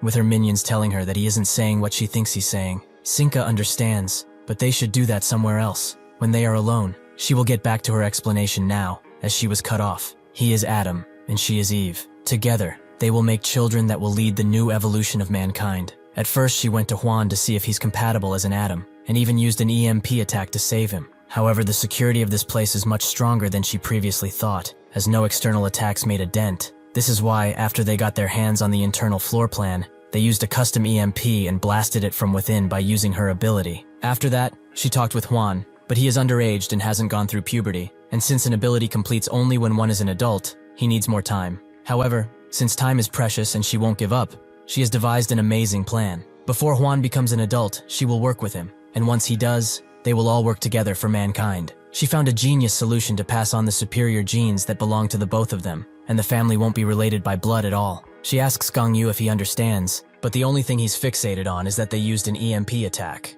the same one that killed his brother. Sinka wonders why she's curious, but remembers that his older brother was a prison inspector there, so he died after the EMP attack with the others. It's fine though, as he can just make a new family with her. She asks if he's made a decision, but Gangyu decided a while ago. He takes back what he said about killing being inevitable. He promises to make her death as painful as possible, by ripping her skin off and breaking her bones into tiny fragments. Sinka can't believe that he would want to rip her apart, but if she's honest, a lover's quarrel doesn't sound bad, as that's how relationships become stronger. Sinka can't believe how energetic he is already, but still has to block one of his attacks from hitting her. This makes Gangyu back away, allowing her to close the portal and say that they should do all of this outside. After he cools his pretty little head a bit, Gangyu refuses to let her go, so he charges all of his power and jumps right in front of her, before striking once again and again. Sinka believes this is like a game, so she tells him to come and catch her already. Gangyu does not care for her little games, but will certainly do as she wishes, and crush her skull in. He activates Mode 1, allowing him to move at insane speeds and almost catch Sinka, who moves out of the way and tells him to wait. But Gangyu is long past waiting, and charges in again and again, until finally he is stopped by Gato, who holds him in place. Sinka believes that things were going swell. She had no place to intervene, but Gato tells her that she would have died. Before she can finish her sentence fully, Gangyu grabs Gato and smashes her with full force into the ground, leaving only a pool of red blood. Surprisingly, Gato appears behind Sinka and says that if that guy would have gotten to her, she would have died. Now, what is she going to do for the life that she just lost for her? Sinka eventually relents and says that it's a pity to lose such precious genes. Why did he not sit still and accept the world for what it is? Gangyu activates Mode 5, but Sinka is done sitting around, so she uses multiple dimensions to let everyone out. He should say hello to everyone, as they are the new mankind, and they will be in charge from this day forth. From B3, a Swede, summoner type, who can't believe that Mago didn't die by his hands. Ho, physical type, who wonders if he will be able to tame her. Friatua, physical type, who asks if he's even needed around here. Natura, special type, tells him that everyone is needed in this new world. Pequeño, special type, only thinks about how scared she is. Vidi, special type, feels truly inspired by the scene in front of him. Mores, special type, tells him off for smoking in a public area. Xingxi, physical type, only says her name, and Tiburon, physical type, tells him to shut up already. Hyun Jo-young, special type, notes that there are only demons gathered in this hell. How fitting. B4 criminals. Tatsu Jin, special/physical type, who notices that her sheath is empty. Stiffness, physical type, notes that only useless bastards have to rely on weapons to fight. Terrapir, physical type, can't believe that number 4 is still alive after all. Maledity, summoner/special type, says that her clothes are pretty comfortable. Hero, special type, who does not say much of anything. And finally, the last B5 criminals. Ahura, special type, and Huang, special type, who is glad to finally see Gang Yu. Gang Yu is consumed by his own rage and thirst for revenge, so he activates his most powerful mode, Mode 0. With that, he charges into Huang, attempting to take him down first. As Gang Yu approaches Huang, they both unleash a flurry of power that makes the whole prison shake from the clash. Morris feels like this is a barbaric way to spar, while Ho hopes nobody dies from this impact. The guards above tell the warden that they must leave, but she is too stunned by what has just transpired. Not even the smartest analyst could have foreseen such a thing to happen. Gang Yu was pushed back only a little, and he activated his zero mode once again. All of the criminals in B3 and 4 were captured by the Equality heroes, but none of them have seen Gang Yu engage his battle mode like this. Hero now understands why Ryosa kept him from fighting, even in the most dire situations. Terrapir sees him as the embodiment of death, the manifestation of complete and utter power. The people who saw him now had different reactions. Some felt awe, wanting to draw him or brawl with him, while others felt jealousy, because they knew they weren't good enough to face him. One of them felt sadness because of his harsh decision, while one particular guy felt sheer happiness from seeing him like this. Huang didn't expect for him to have any more techniques since they fought so much. Had he had so much in him all of this time? He is utterly incredible. Gang Yu charges in without any forgiveness, but Huang blocks his attack, as he knows that he has more to show him, and he wants to see it all. That's when he hits him with a dozen attacks. But Gang Yu gets back on his feet instantly and rushes in once again, only to be stopped just as he reaches Huang. It's unfortunate, but he has already condensed the space in front of him in advance, making Gang Yu crash into the wall. Maledity notes that the kid is quite frightful. He is quite strong considering he's only using one ability. Additionally, reaching adulthood boosts a person's power. So just how much of a monster will that child become? Huang calls out to Gang Yu, as he knows that was not nearly enough to knock him down. As he calls for him again, Gang Yu lands a powerful punch against him, and then uses his momentum to throw a deadly gut punch that sends Huang flying into a wall. Shin looks at this fight in awe, and Tiburon notes that this is a fight between monsters. Not even a second after the words leave his mouth, they are both decapitated, and Gang Yu moves on to a Swede, who blocks him using Mago's defense magic. Truly, a masterpiece of a technique, a shape in which its creator died so soon. Does he also perhaps feel nostalgia seeping in after seeing his teammate's ability? Gang Yu pushes even harder because of his words, cracking his shield, as a Swede notes that he is jealous of his sheer strength. Just before Gang Yu annihilates him, Hero jumps to the rescue, kicking Gang Yu away. Unfortunately for them, this isn't even the start of Gang Yu's rampage. He will make sure that all of them are punished justly. Huang tells him to stop, as this was supposed to be their playdate. Additionally, he can still feel that he's hiding something. But what is it? Is he holding back because of the prison officers above? A softie until the end, huh? Something like this is far too boring for him, so he will create a playpen for the both of them. With one clench of his arm, the entire prison begins to twist and turn, rupturing right in the middle and allowing the night sky to pass through. From now on, they should go all out and leave nothing unused. Before the prison was completely destroyed, Gang Yu used some of his power to send all of the guards and the warden flying in balls that protected them from the surefire death that was waiting for them below. Now Huang notes that this place is quite sturdy, allowing Gang Yu to move ever so close before Sinka teleports him away from this place. It's quite rude to mess with people when they are using their abilities. Alas, they should go too. The dust in here is getting in her nose at this point. Tatsu picks up a piece of rock and shapes it into a fine blade, which she begins cutting the outside of the prison with. Sinka is quite surprised by her abilities, but instead of doing that, she should follow them through the portal and save her strength. Gang Yu was transported in the middle of the city, but just as he appears, he disappears through another of Sinka's portals, leaving people to wonder what that was. Gang Yu ends up back to where the prison was, now only a gigantic ball of metal controlled by Huang, who explodes it right into Gang Yu. After the dust settles, Huang goes into the crater, where an injured Gang Yu is. Everyone watches from above, and Sinka orders everyone to not get in the way. They are just going to watch. The reason why the B3 and 4 criminals were listening to Sinka so obediently was because of one simple thing. Whenever she met a criminal, she promised them one thing, to fulfill any desire they might have. She used this desire, a common feeling any human has, to successfully get everyone to join her alpha world. Some just plainly wanted to refuse, but Sinka warned them they can refuse, but they will have to die. When she got to Huang, he laughed at her suggestion, as marrying Gang Yu and then him is quite hilarious. However, he found a problem in her plan. Fighting Gang Yu is much more interesting than what she is offering. Sinka was worried for him. If he only goes for short-term gratification, he will become a dopamine addict. He should think about things long-term. If he kills Gang Yu, what will he do then? Huang noted that it was fine, as he would probably die by the end of the fight, but it would be okay, because he would have enjoyed himself. Sinka didn't know what to say, so she told him that if she gives birth to Gang Yu's child, and then to his, they will keep him entertained after they grow up. After he becomes an adult, he will become much stronger, and then he will enjoy fighting Gang Yu much more. If she works with him, he will be able to have fun until he dies. Huang saw the excitement in her eyes, and agreed to try, as it sure sounded fun. However, he doesn't love her at all. How would they even get married? Sinka told him that everything would be fine. He would certainly love her by then, and she could promise as such. She's kinda crazy, but I would love her too for sure.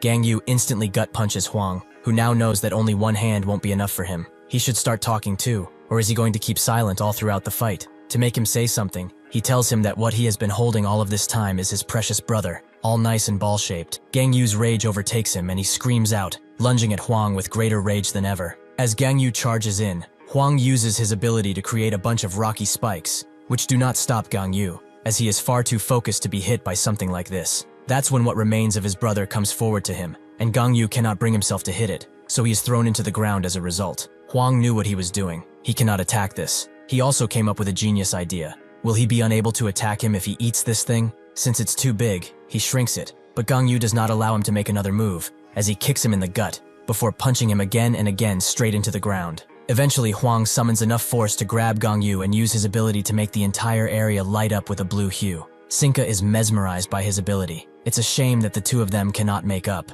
The others agree, but more importantly, this fight is about to end. Both parties are injured, but Gang Yu has enough strength to stand up and tether the entire area to his ability, making the others unable to see what is going on inside. Huang just laughs. Just how many abilities can one person have? He really is invincible. He asks Gang Yu how it felt to kill someone. He probably feels dissatisfied like he does, since they are all weaklings who cannot satisfy them enough. Gang Yu tells him to shut up, but Huang wonders if he doesn't feel refreshed after releasing his emotions while fighting. He must have been frustrated all of the time, trying to keep his powers suppressed like that. All that, because he had to stay with those weaklings. Gang Yu gets serious, and notes that he knows nothing of anything. He is just a child. Huang looks up and sees the skill Gang Yu prepared for him. This is probably his last attack. Now that he's here, he wonders, if he really became an adult, would he have been able to defeat him? Gang Yu tells him to stop dreaming. He will die here. The ability starts to move, which can be seen from the outside, making Sinka worry enough to summon a portal, but it's too late, as Huang is already dead and gone. In a last-ditch effort, Sinka rushes to him and instantly teleports him back to Terrapir, commanding him to do something now. Terrapir immediately gets to work, and notes that this child should be dead, but he used his ability to protect all of his vital points, which is truly amazing. He removes all of Gang Yu's abilities from him, which he analyzes for a bit before removing his arm and creating a new one. He wonders what they should do with Gang Yu now, and Hiro feels that it's pretty simple. They should just kill him. Sinka tells them to wait a bit, before it really comes to that. She would like to talk with him one last time. Gang Yu sits in the crater until a few hours pass, and as he wakes up, he instantly goes to grab what remains of his brother, which saddens his heart to no end. Sinka arrives and says that it isn't too late to accept her offer. All he needs to do is come with them and create a new world. Gang Yu doesn't say a thing and activates his ability, making Sinka lose hope in him, and a Swede blocks him in place instantly. Since the negotiations have ended, it's time to kill him before he recovers his energy. He asks if there are no objections, and everyone agrees that he should be dead. Some are pitying him, as he is still young and unwise, while others just want to get it over with since they have been standing around and doing nothing all day. Hiro tells everyone to get out of the way as he transforms into a giant and punches Gang Yu with full force, who is still protecting his brother. With that attack, all of the villains began attacking Gang Yu one after another, and so even more hours passed, with Gang Yu still protecting his brother's remains. Just when Hiro is about to crush him, he is stopped by Huang, who remembers Sinka saying that he would become stronger when he reached adulthood. Now that he has experienced this, he has a dream. For the first time in his life, he wants to defeat Gang Yu. Sinka reluctantly orders everyone to stop attacking. She will kill him if anything happens. Even if the others try to protest, Sinka tells them to stop attacking. They all promise to listen to her, right? Nobody can say anything to that. And as they go through the portal, Huang looks one last time at Gang Yu, promising to be the victor the next time they fight. During the EMP attack on the maximum security Roculus prison, 8 B3 criminals, 5 B4 criminals, and 3 B5 criminals escaped, and their whereabouts are unknown. The last remaining villain there is Kingston, who watched all of this happen, and notes that things will become much louder in the future. Just as he said, In the future, Sinka would turn the entire world on its head. In the next few days, as a show was normally running and nothing strange was going on, the frequency was hijacked. A new world, the Alpha World, welcomes them with open arms. Sinka appeared, introducing herself as Eve, and the ones next to her as her loyal pets, Canis and Gato. Question: what is the Alpha World they preach of? Canis explains that it's the world that will be built to save mankind that has fallen ill, with Sinka as the new Eve of the new mankind. Question: who possesses the right to be a part of this world? Gato is the one who explains the conditions. The first one is to possess strong abilities. The second one is to not protect the rats that have no good genes and have not been selected. The third condition is that they must all be healthy and capable of breeding. Question: what will happen to the ones that are not qualified? Sinka explains that the genes that are not selected are committing a crime against mankind as a whole, so they deserve the capital punishment, death. They will be executed with no prejudice. They will all die, leaving the rest of them alone. In the coming months, they will be selecting the people who will become a part of their world and sending them invitations. Those who reject the invitations will be seen as defectors and be executed along with those who are not selected. With that,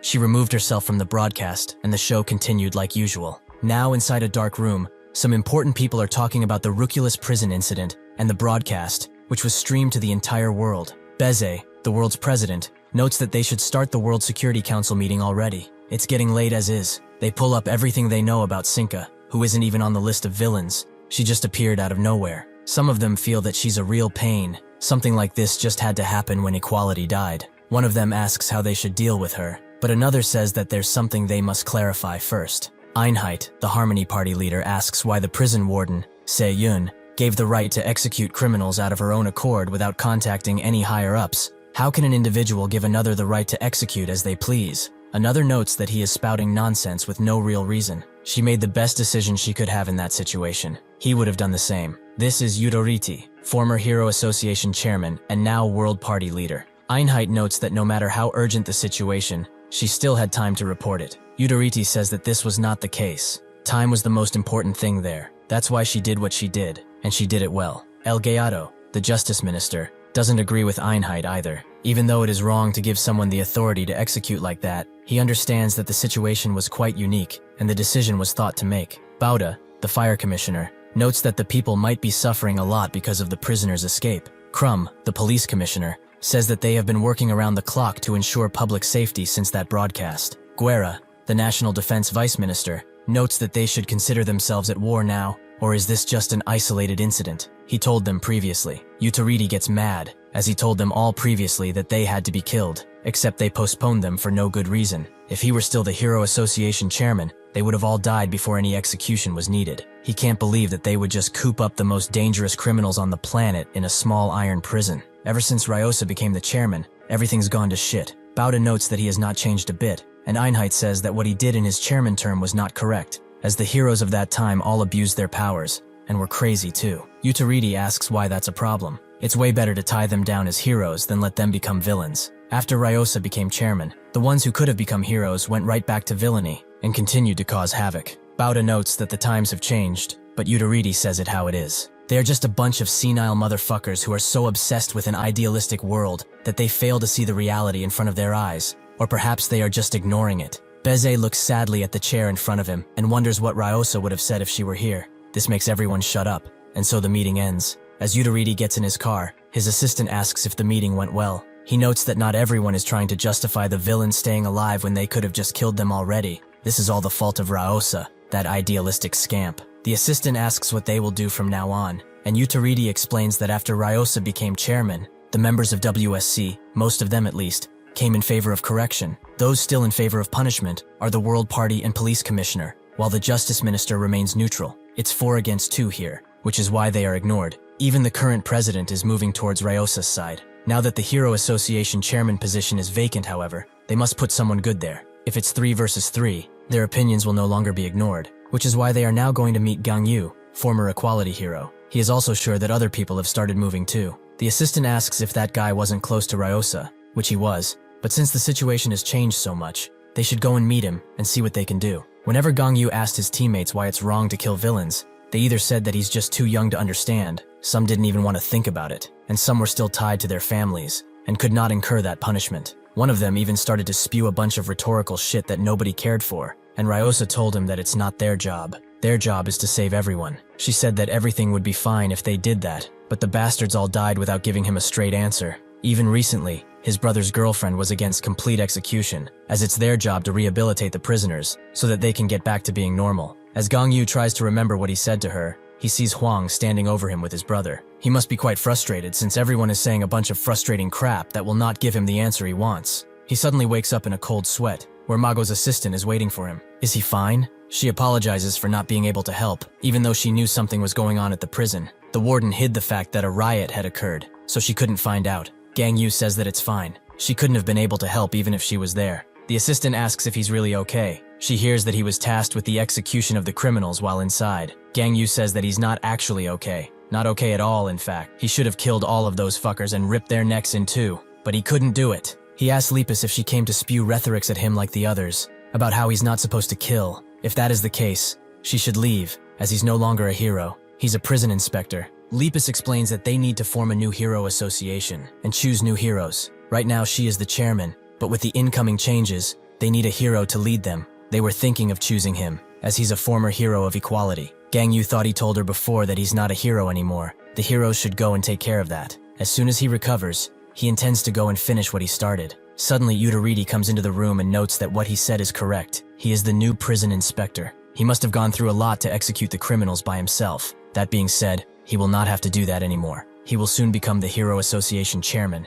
and he plans to allow the execution of criminals. Gong Yu remembers him as the representative of the World Party, but Utariti says that he will step down from his position and run for the chairman position. He came here to talk to him and find out if he's interested in it too, but it seems that there's no need for that, so he just came by to say hi. He hopes that he will recover soon, and tells Lepus to watch the election very closely. She asks why anyone would elect him, but Utariti notes that they will just have to see. She tries to say something to Gang Yu, but he tells her to leave, as he's quite tired and wants to rest. After Utariti gets back in his car, he notes that he expected everyone to move around. They are all aiming for Gang Yu, it seems. After these abilities popped up, people went through a lot of shit. Organizations like the army and police are becoming too reliant on one individual. Soon, the WSC will discuss Gang Yu and his right to execute, and based on the current laws, Gang Yu's actions are wrong. He cannot deny that. The assistant asks what he will do, and Utariti explains that it's simple. He will change the law. At the next WSC meeting, everyone is heated up about the warden being punished, mostly Einheit. Crumb notes that even if her subordinate had done what she did normally, she would have overlooked it. Utariti tells Einheit to stop talking, as he's providing no information or solutions. He's just meaninglessly talking. He notes that he already came up with something. The fire brigade, the army, and the police will join forces in capturing the criminals and subjecting them to the law. Utariti asks if he's actually fucking dumb. That's the same thing they did before, and look where they are now. Bizet asks him if he's so against it, what does he propose they do? He suggests that they take a nationwide vote to see whether Gang Yu should still have the right to execute or not. Now everyone has a single question on their minds. Are they for or against Gang Yu holding his right to execute? Everyone is confused by Utariti's proposal, so he explains further. Instead of them bickering among themselves, a vote will make things simpler and clearer. Everyone here is working for the citizens anyway, right? Is that not their duty? Einheit tells him that it's foolish to leave such an important decision up to a majority vote, but Utariti becomes enraged, believing he's betraying the citizens he's supposed to serve. He also knows why he's trying to avoid this. He knows that he will lose the vote. He asks Bizet if he's wrong, who, after a moment of pondering, agrees to his proposal. They shall do the vote. 2 weeks after this, the votes are done, and it's revealed that 88% agree, while only 12% object. It's a complete victory for Utariti, which he feels is only natural. The secretary goes on to explain that those who agree think that this incident is a declaration of war on the country, and that the villains are enemies that must be killed. They all see them as beasts who have no humanity, so using the law against them would be a foolish venture. Since the cause of this problem is the pursuit of ideal situations, where nobody gets hurt, Gang Yu will also not be the only hero given the authority to kill, as they will all have it. The opposing 12% think that Gang Yu is too emotional right now, which will affect his decision-making in the future, so they are seeing him as too dangerous to allow him execution rights. They believe that by giving him this right, they will encounter the same problems as they did in the past with the other heroes. He will be above the law, and that will prove risky for society in general. Einheit feels that they should do their best to accommodate everyone's opinion, but Utariti has had enough of his bullcrap. How can he suggest that, when the votes were clear as day, what's his problem now? Bizet stops him, as fighting again will prove worthless. They shall have Gang Yu come here, and see what he wants. Later he meets directly with Bizet, who notes that it's been a while since they last met, but he probably heard the news already. Gang Yu confirms that he did. so Beze asks what his choice in the matter is. Gangyu wants to follow the vote results and execute all of the villains personally. Beze understands him, but he would like to ask one thing of him. If the voting results were reversed, what would he have done? Gangyu is honest, and notes that if something like that happened, he would have still killed all of them, and then surrendered himself to the proper authorities. Beze understands, but he would like to ask him one additional thing before he lets him go. If Ryosa was still here, what would she have done in this situation? A faint expression of remorse appears on Gangyu's face, and he says that he should ask Ryosa for that, not him. Beze doesn't seem to know what one last thing means, and he asks another question. Once all of this is done and over, will he be returning to being a hero? Gangyu does not know the answer to that. It's probably the last thing on his mind now. A few days later, the special execution law regarding Gangyu is passed, and Beze appears in a press conference. He has given Officer Gangyu the authority to execute any and all criminals. This will help quell the prison escape incident and the acts of terrorism that will be happening from now on. Yudariti watches all of this from his phone and thinks that it's amazing. With this, they will be turning things around to how they used to be in the good old days. Since this press conference is live, everyone watches it and has different opinions. Some do not see the reason for it, while others can only mourn their loss and perhaps hope for justice to be served. Naturally, Sinka gets a whiff of this too, and decides that it's about time for them to move too. She hopes that all of her executioners are ready for some fun. One of them certainly is. Not long after this, in Spain and Portugal, reports of people receiving a letter of invitation from a blue portal pop up, and not long after, in a big enough city, a gigantic portal opens over it, and with the help of a Swede's magic, it gets blown up. The people inside of the blast radius have no chance of escape, and a Swede soon appears, along with Ho, Jo Young, and Morris, who call him a fool. What if there was someone who accepted the invitation among these people? How can he attack so foolishly? A Swede tells her to get off his back. If they are going to die from this attack, they don't deserve to join them. They don't need weaklings after all. Across multiple major cities, Sinka appears on the big screens and greets everyone with a warm smile. She explains that from today onwards, the execution of ones with incompatible genes will begin, so they should just stay still and accept that their life is over. Somewhere else, Gangyu prepares for what he's about to do and is ready for anything. It doesn't take long for the secretary to report the villains implicated in the recent incident and their descriptions based on the Hero Association files. First is a Swede,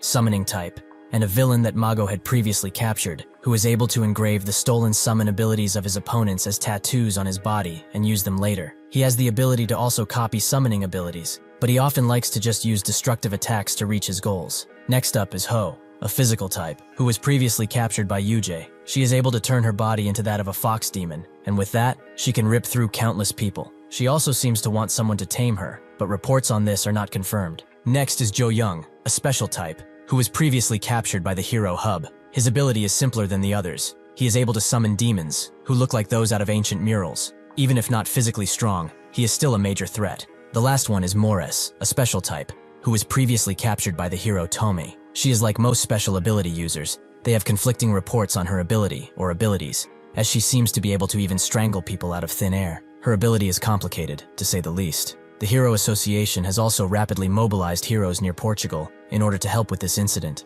which Yudariti is annoyed by, as he knows that they won't do anything to them anyway. Beze understands the situation and orders everyone to their posts. The firefighters will be rescuing the civilians, and the military and police will attempt to protect any civilians they come across. He asks El Gato where Gangyu is, who notes that he is already heading to that city, from what he's heard from the previous terminus warden. Einheit is shocked to find that she still isn't fired, and Beze asks if there's any way to know what their enemies are even after. The secretary has no information on that, but what Sinka ordered them to do is quite simple. They are to execute the people who have unchosen genes and help those who have accepted the invitations join their alpha world. This team is small because it's just a taste of what they are going to do. It will be easier to get the rest of the invited to join after this. So even if they are to execute anyone they see, their top priority is to bring the invited in. The ones who were not chosen can be killed at any time after all. There is no reason to rush. Morris seems to be the voice of reason in the group, as she tells them to stop destroying stuff. They have warmed up enough, so they should go and do the mission Sinka ordered them to do. Ho and Jo Young agree, but a Swede refuses. He will do as he damn well pleases. He will keep destroying and destroying until the people who have received invitations will appear. Morris warns him that he's stepping out of line. Is he really going to ignore the orders of their leader? A Swede asks what she's going to do about it, and since this bickering won't stop, Jo Young summons a crow to fly around with. Since this guy won't listen, it's probably best to let him go. Morris doesn't like that, and says that she will be reporting all of this to Sinka once they get back. But a Swede doesn't care. As he keeps destroying stuff, a Swede lets out a loud sigh, as nothing has changed since he has left that prison, which is annoying him. Everything is just the same. His ability is not getting stronger. No matter how much he destroys, his talent is cursed. He theorized this from the beginning, but it seems that he will just have to keep on stealing until he gets strong enough. Suddenly, a large bunny appears and attempts to crush him, but he blocks it with his barrier magic. He is surprised to see that Lupus cast it, who notes that he has not changed at all. Even after all those years in prison, he truly is irredeemable trash. Aswade notes that she has some great timing, and he always wanted to ask, did Mago have a good burial?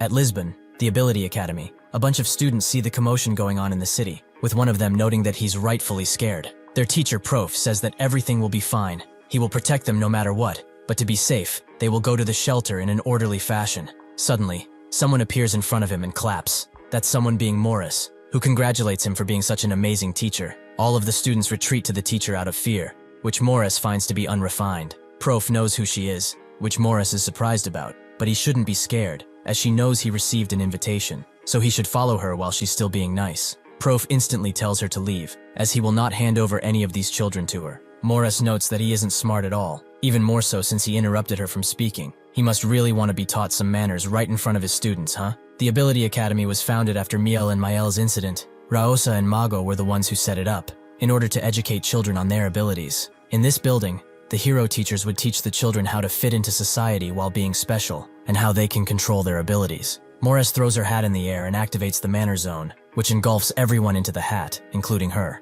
Before the others can express their fear well, Morris shuts them up by putting some muzzles on them, and is glad to finally have some peace and quiet. Her special ability is called Etiquette. The ability is only activated on people who Morris thinks are of lower status than her, and it can place any type of restriction, and even harm those affected. She tells everyone that if they try anything stupid, she has permission to off them, and she orders the 3 children who were invited to step forward. They do just that, and Morris notices that they are all special types, who have a lot of uses. The 3 of them will help their mighty queen in creating her new world, but she will let them choose, yes or no. One of them asks if by queen, she's referring to the lady who appeared on TV, which Morris confirms. She's an absolute beauty, and a mastermind who will save them all. The boy immediately refuses, as that person said that she wants to kill people without abilities. He knows a lot of children without abilities, that he will never hurt. The other 2 children agree, as their parents don't have abilities either, but it's not their fault. Additionally, their teacher taught them that it's wrong to discriminate against and hate on others just because they are different. He also taught them that those who force things with their abilities are evil people. They all tell her that she's a bad person, and that they will never join her, making Morris activate her killing ability, the one that strangles its victims until they are dead. Unfortunately for her, Prof is right there, and takes on all of the pain that was supposed to happen to the children on him. He is able to absorb the impact caused by a special type of ability, the perfect bodyguard. Now Morris sees why Sinka wanted him with her, as he would be the perfect bodyguard for her. Killing him would truly be a waste. Prof tells her that they know about her when she was young. Before he can continue, Morris stops him. She suspects that Tommoi told them about her, but speaking about a lady's past is not wise. She's not here for that. Her queen has ordered her to come here and select people for their new alpha world. If he gives up the children, he shall be spared, but Prof refuses. He will never do such a thing. Morris cannot understand him. Is one of his own children among them or something? Prof says that it's not that. It's just one simple thing. He is their teacher. Prof originally belongs to the Hero Association and is a teacher at the Ability Academy. Even though he has a defense power that is able to sustain attacks from criminals on B4 or above, he was considered a 5th-tier hero when Utariti was the chairman. His reason was that this ability was worthless, since it did not have enough destructive power to kill villains. Things changed when Ryosa became the Hero Association chairman, however, and Prof was one of the first who noticed it. One day, she came to him and asked if he would like to be a teacher at the Ability Academy. Prof thought that he was getting demoted. He was told countless times that his ability was subpar after all. Ryosa denied that notion. She was asking if he would like to be a teacher and hero at the same time. There is nothing more important than teaching the next generation, and she wants the most amazing of heroes to take on that task. Prof felt that he was not worthy of the position if that was the case, but Ryosa told him that there's not a hero that's more amazing than him. He's one of the few heroes who would give his life to protect anyone in the blink of an eye. Prof felt something he had never felt before, the appreciation of others. Morris notes that if she persuades the children, perhaps as their teacher, he will also listen, right? Prof tells her that the world as they know it is changing. As abilities appear and wars become prominent, their society will collapse, and has done so in the past. In order to stabilize society, countless sacrifices have been made by true heroes. Morris doesn't know what this has to do with her question, but all Prof was trying to say was that if that delusional woman's ideals start to be held as truth, their society will fall into chaos once again. Morris warns him not to insult the queen in front of her. He's just trying to find a way to reject the invitation. It does not matter to her if the current society falls or not. But Prof begs otherwise. If society falls into chaos again and starts to fail in its functions, children like her, who have suffered greatly, will keep appearing. Morris becomes filled with rage at his words. What the fuck does he know about her? Prof had told her previously that they know about her. She does not need to do this. Morris has had enough of his yapping and impales everyone to the ground. He keeps talking about shit he doesn't know about, which is upsetting her. Even in his condition, Prof continues to take away the pain of the children onto him, to the point where he can barely stay conscious. Morris does not seem to notice, however. She no longer cares for their well-being, so they will all die. After she finishes her speech, Gangyu crashes his foot on her tiny head and recognizes her as the B3 criminal that she is. She should go on ahead and call over that crazed woman, if she doesn't want her head to pop like an overripe cherry. Morris asks if by crazed woman, she is referring to their queen, and Gangyu confirms as such, but she should consider herself included too. She naturally gets mad and activates her kill zone, which puts Gangyu in chains and summons a guillotine, ready to take his head. Gangyu is unimpressed, and with only 2 movements, takes the ability out, while also punching her extremely hard in the face. Everyone is shocked when they see this, and Gangyu tells Prof to get out of here now, but they can't, as the ability cast on them persists. To get rid of it, Gangyu punches Morris in the gut so hard that it makes the building shake, and that does manage to remove the ability cast on them. Gangyu tells them to run off as far as possible, which they do instantly, allowing Gangyu to pick up Morris and begin the real interrogation. He will only ask this once. She will bring that woman here, or else. Out of desperation, Morris activates Lady Mode, which after a few short seconds, changes her appearance. It's been a while since she has been like this. Gangyu immediately gets grabbed by 2 dressed entities, who say that ladies should be first. Morris isn't finished,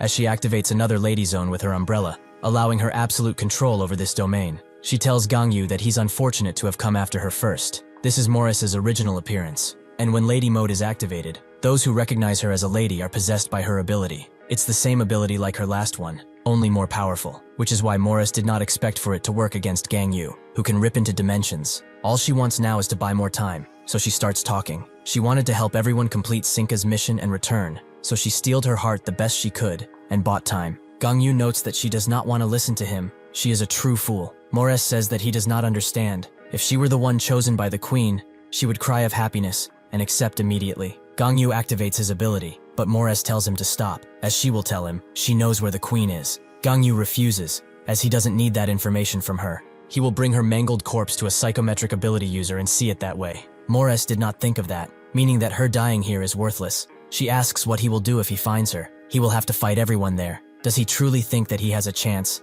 Not even the queen is merciful enough to spare him twice. Gangyu doesn't seem to be listening to her anymore, so before anything happens, Morris decides to eradicate herself before he can do anything. Unfortunately, she is too late, and Gangyu is already reaching for her. But that's when a blue light begins glowing, and Sinka appears, who is surprised by Gangyu's request to meet her. Perhaps he's had a change of heart. Morris tells her that it's too dangerous to be here, but she is too late, as Gangyu has already gone full power. Sinka expected that. Guess this means that he hasn't changed his mind yet. Gangyu does not play her game, and breaks the barrier she placed. He will use every single ounce of strength to make sure she ends up rotting in the ground. Sinka is frightened, but not upset at all. She actually enjoys the fact that he's obsessed with her. She tells Morris that she'll take care of stuff from here. She wants her to deal with the people who refused her invitations. Before Morris can properly respond, Gangyu attacks, with Sinka barely able to get Morris out of there before she is fully cut in half, but the damage has been done already. When Morris gets to the other side, she starts coughing aggressively from the injury, and Prof hurries the kids along.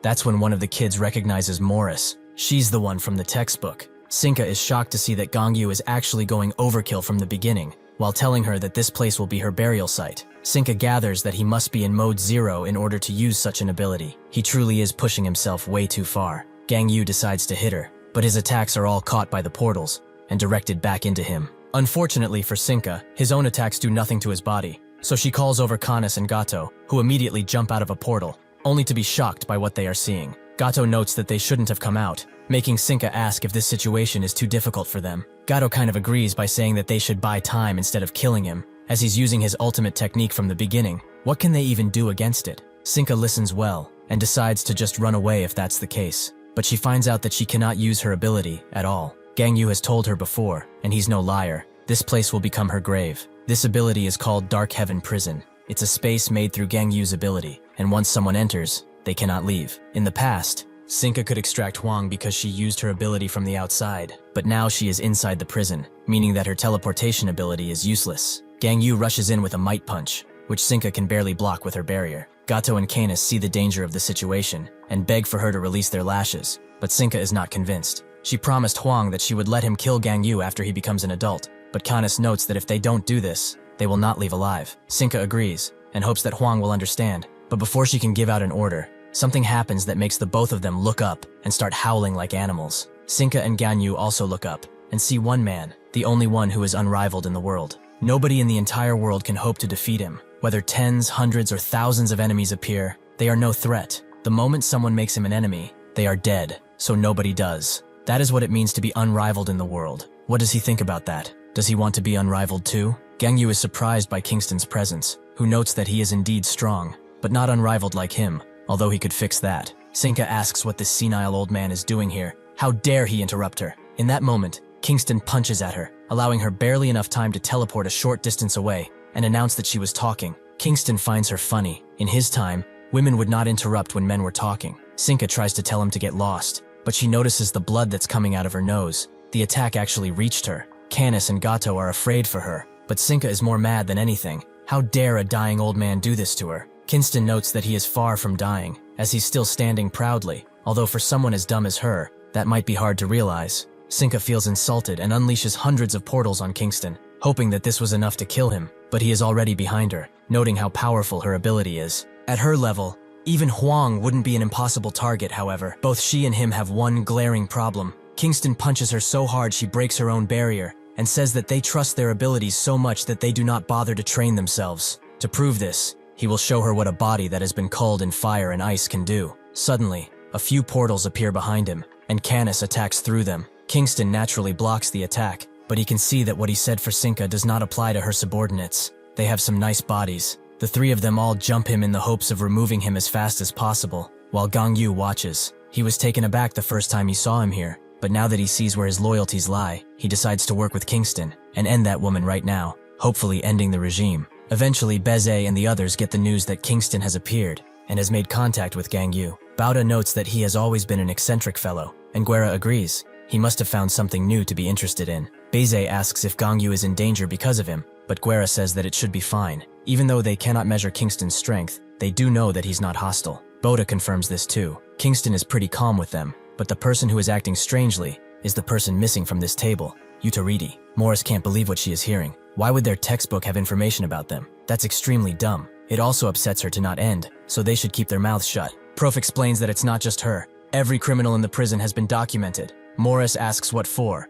to mock them and ridicule their legacy. Prof says that this isn't the case. It's simply for the sake of understanding them as people. After hearing that Ryosa and Mago founded the Ability Academy, a familiar prison officer went out to find them. That officer was Gangho, who wanted to add criminology to the subjects of the school. Morris finds it ridiculous, but what do they think? After reading her past, what do they think of her? Prof tries to say something, but that's when an imposing figure asks him why he's chatting with a monster. He truly has not changed at all. He should have fired his ass when he got the chance. Prof is confused by his presence, but Utaridi tells the kids to listen well. The education they have received is entirely wrong, and he will teach them what they really need to know now. Criminals do not become criminals because of some lame-ass story about their little situations. Those who are controlled by their emotions would say that criminals become who they are because of the environment they grew up in. They try to trigger sympathy with these words, even though criminals have always just been prone to mischief. They are the mutants, the very cancers of society. Cancerous lumps like them have to be removed completely. He will give them a hands-on demonstration on how to do it right now.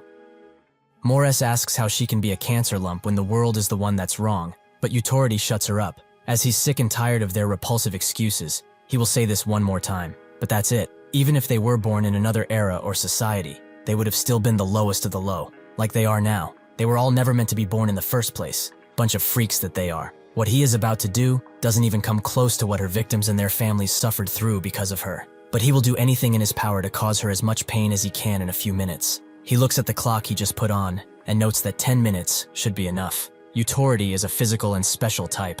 Morris holds her umbrella up and tells him to get on with it, and so he does, charging in with a punch that makes her vomit blood and pierce through her skin, but she uses the momentum to back away, summoning a bunch of chains next to her. Utaridi doesn't care for letting her do as she pleases, so he rushes in with another extreme punch, and uses acceleration to hasten his attack to the point that only Mora's injuries can be seen. After softening her enough, he grabs her head and kicks her teeth in with his knee, which he continues to do again and again. He asks if she's in pain. It seems that Tommoi really treated her too nicely. Overcome with fury at what happened to her, Mora screams out, creating a large denial area, and the gentlemen from before appear to drag him away. But Utority activates acceleration again to get rid of them in a second, and 4 times it to jump in with a face-smashing punch. Blood flows like a stream out Morris's nose, and then he jumps in behind her to send her flying into the air. His brutalizing continues, blood flowing everywhere, but Prof and the kids do not even see Utority, as he is too fast for the human eye. With the last charge up, Morris hits the ground like a meteor, creating dust all over the area, but she is in too much pain to even notice or care. Utority knows she must be feeling a lot of pain now. That is the kind of face a beast like her should always have. He smashes her face with his foot, before saying that the victims who they have hurt, and the families that are still suffering even to this day is a pain much more than physical. It's something they have never felt in their whole lives. He looks at the time and sees that he still has about 3 minutes left.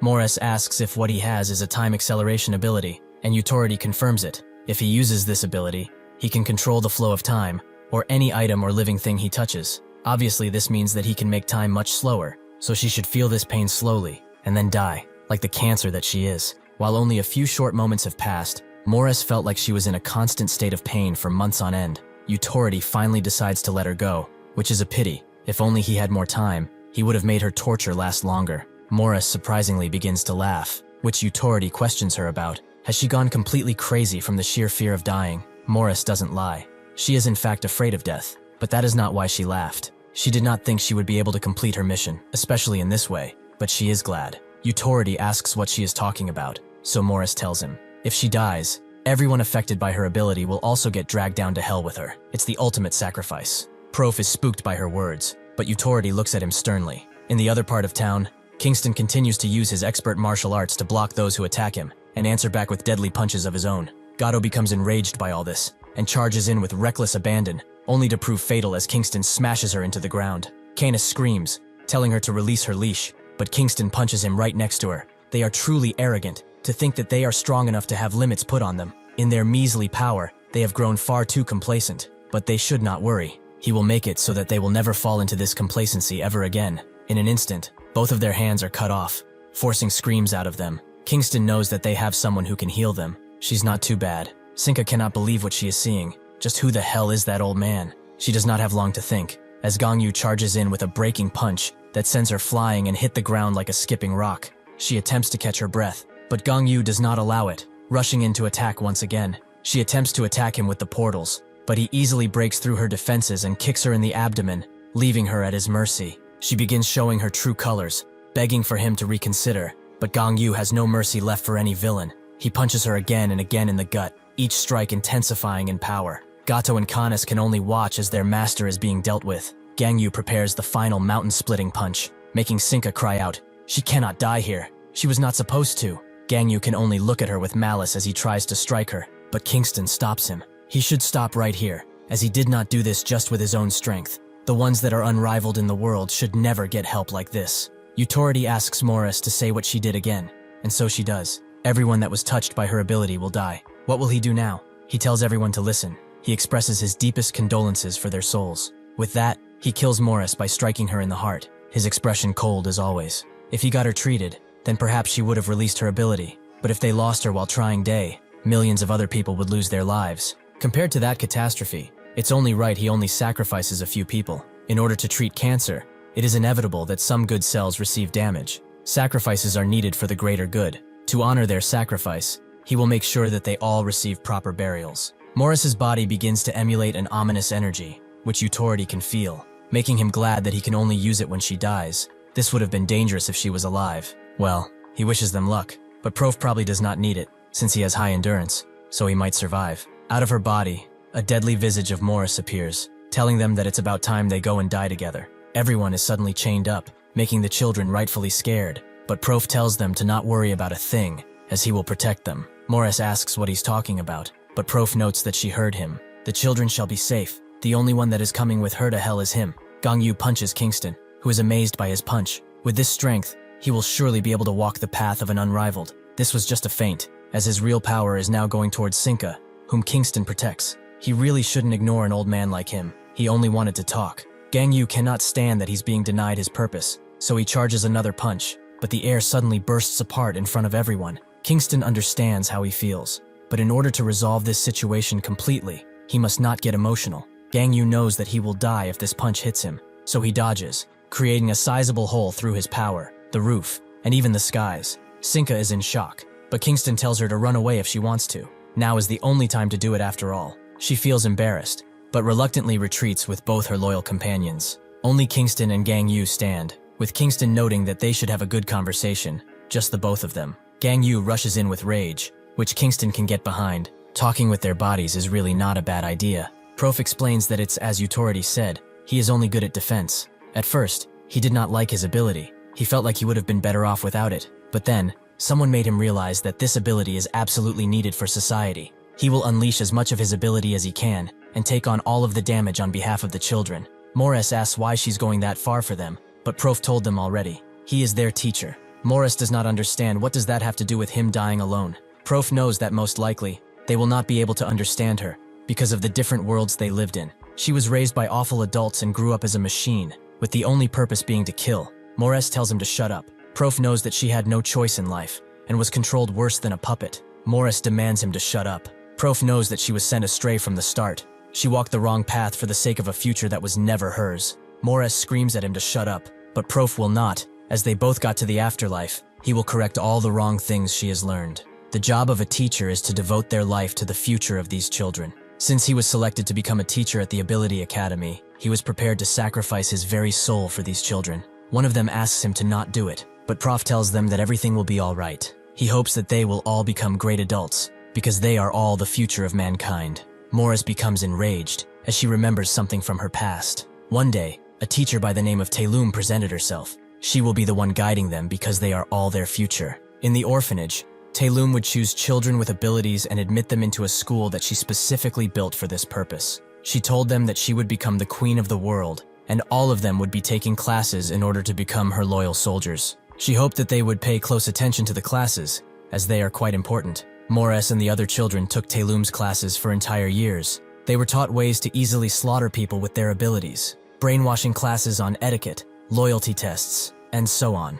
These were all things that shouldn't have been taught to children, but Morris grew up the fastest in terms of her abilities. Thus, she was favored by Taelum and became class monitor. The authority of class monitor allowed her to punish the other kids on Taelum's behalf. Morris, after all, followed Taelum's teachings the most. However, when Taelum asked how her first day as class monitor was, she explained that she felt nauseous when she was punishing her classmates. Morris asked to know why she felt that, so Taelum asked one simple question: does she like bugs? Morris hated them, so Taelum told her that when humans look down at other inferior beings, they would naturally loathe them, and that's a very natural reaction to have. As time passes and her friends also become more like how humans should be, then she will feel less of that emotion until it fades. She should continue to do her best. She knew that she was the right person for the job. After that talk, Morris kept feeling that same nauseating feeling in her gut, like something was wrong. But just as Taelum predicted, that feeling faded. Near the end of their schooling, Taelum congratulated them on coming so far. Next year, they will be grown-ups, and she will be the queen of the world. That was how Taelum's plan progressed without hiccups, and she had an army of loyal followers who would do as she pleased. However, an incident took place that changed everything. Taelum's butlers, strong in their own right, were defeated with a few attacks by none other than Clark and Yahello, the special-type heroes. Taelum could not put up much resistance, which surprised Clark. Utority asked them to be careful with her, but perhaps he also just became too strong. He was also surprised that she would build a school and indoctrinate children into her agenda. She sure dreamed big. Yahello asked if they should go to the school too, which Clark did not feel like doing. But she pointed out that Utority will be mad at them if they don't, so they decided to stop by. They gathered all of the students and presented the body of their teacher to them, announcing that from today onwards, the school was closed. Everyone was naturally shocked to see their only purpose in life be so brutally killed, so they charged in all at once. With a single snap of her fingers, Yahello sent them all flying, while simultaneously knocking them out. Clark was surprised by how loyal they were, and Yahello wondered if it would be okay for them to bring them along. Clark told her that re-educating them so that they could blend into society would take a lot of money and time, and even if they succeed, at the end of the day they are still killers. They will always have what they were taught in the back of their minds. Who's to say they won't decide to just start killing people? Perhaps they have been doing it up until now, but Yahello did not know what to say. They caught them before they had the chance of even getting out. Clark believed all of this to be a giant headache, and asked Hilo what they should do with them. She said that letting them live would just cause problems in the future. It's much more effective to just get rid of them now. Their minds have already been indoctrinated, and since the world they live in no longer exists, they will definitely become villains. Clark agreed that rather than having to get busy in the future, they should put in some more work now, and come up with the crimes they have committed later. Hilo told him to save some strength as they approached, but Clark did not seem to have an ounce of mercy in his expression. Clark and Hilo began to mercilessly kill the students, but Morris did not understand why. Other than them taking classes, they didn't do a single thing to anyone. Clark told her how it was. They were all dangerous. They were abandoned by their awful parents and then grew up in this awful orphanage. Little did they know this orphanage was run by a villain, and the only thing they have learned up until now is to kill and maim.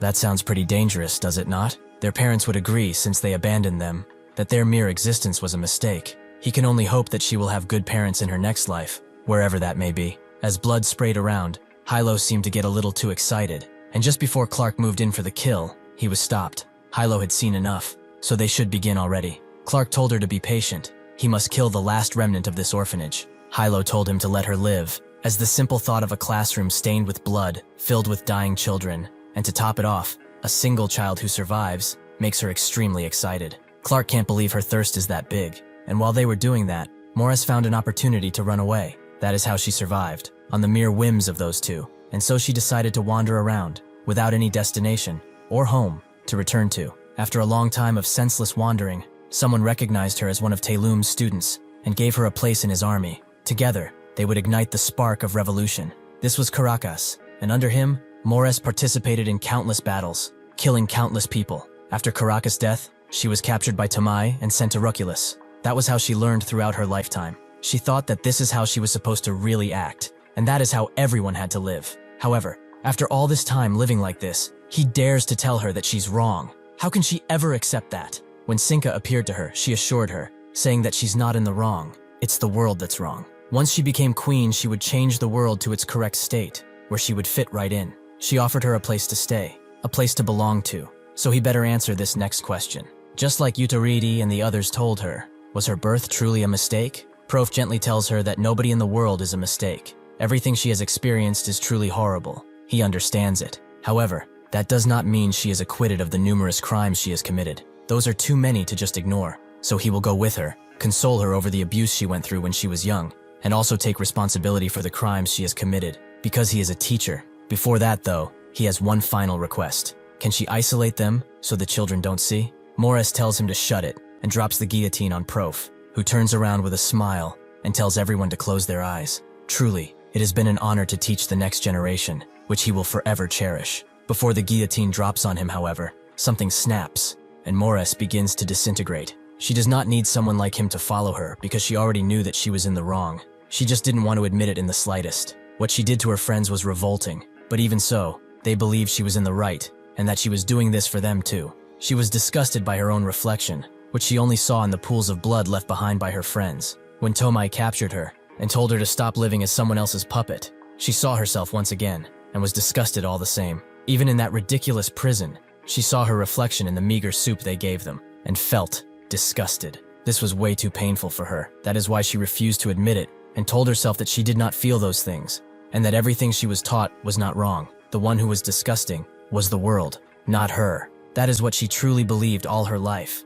However, when she saw what a true teacher, a true adult was really like, she couldn't deny it any longer. In truth, she has lived a shitty life and was a disgusting person because of it. Gang Yu continues to try and strike Kingston, who simply blocks his attacks and asks what made him so angry in the first place. Perhaps this anger comes from not being able to kill that crazy brat, or because he couldn't kill that girl. Would his problems not be solved if he was strong enough? Gang Yu tells him to shut it as he prepares another strike, but Kingston tells him that the situation will not change, even with his anger at him. If he does not get stronger here, he will not be able to kill neither that brat nor the girl. In the end, the only problem he has is within himself. If he wants an example, when he tried to kill that girl, he intervened. But if he was strong, that would not have been an issue. His anger comes from a state of denial. He is just too angry at himself because he cannot accept the fact that he is a weakling. Gang Yu recoils from what he said, but still rushes in, making Kingston believe that he understands him. Truthfully, it's hard to admit one's weakness, however. He must accept it fully. That weakness is a part of him,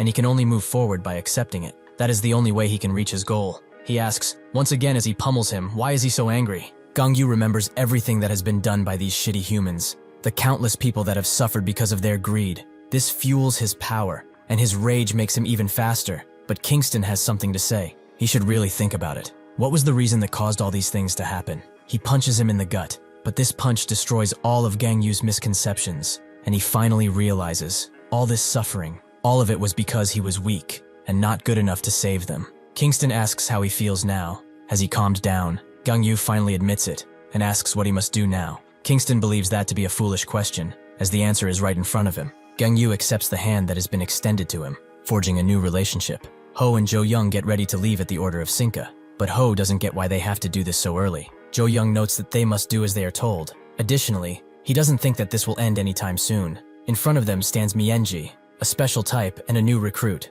As Swede continues to fight Lipus, with the fight not really going anywhere. So Sinka comes around and asks why he's delaying so much. He explains that he has some unfinished business, but Sinka is not in a happy mood, so she tells him to come back right this fucking instant, or she will break his neck. With this, the invitation delivery incident finally came to a close, and Kingston, who came back with Gangyu, had requested to meet with the world government. His request was granted, so now he speaks to them. He was wondering why he got in so easily, but probably because he sees some familiar faces around here. Guerra says that it's been too long since they last met, and Bauda asks how he's been. Kingston didn't expect to see them at the top. They sure are greedy. Guerra notes that they are definitely not as greedy as him, which Bauda agrees with. Beze grabs his attention, and with a careful tone, asks why he has requested this meeting. Kingston didn't expect the president of the world to be so young, but he didn't come here to talk. He just wanted to update them on something. Gangyu has officially become his apprentice, so they shouldn't get in their way, that is all. After Kingston bid his farewells, Beze asked the rest for a vote on what Kingston proposed.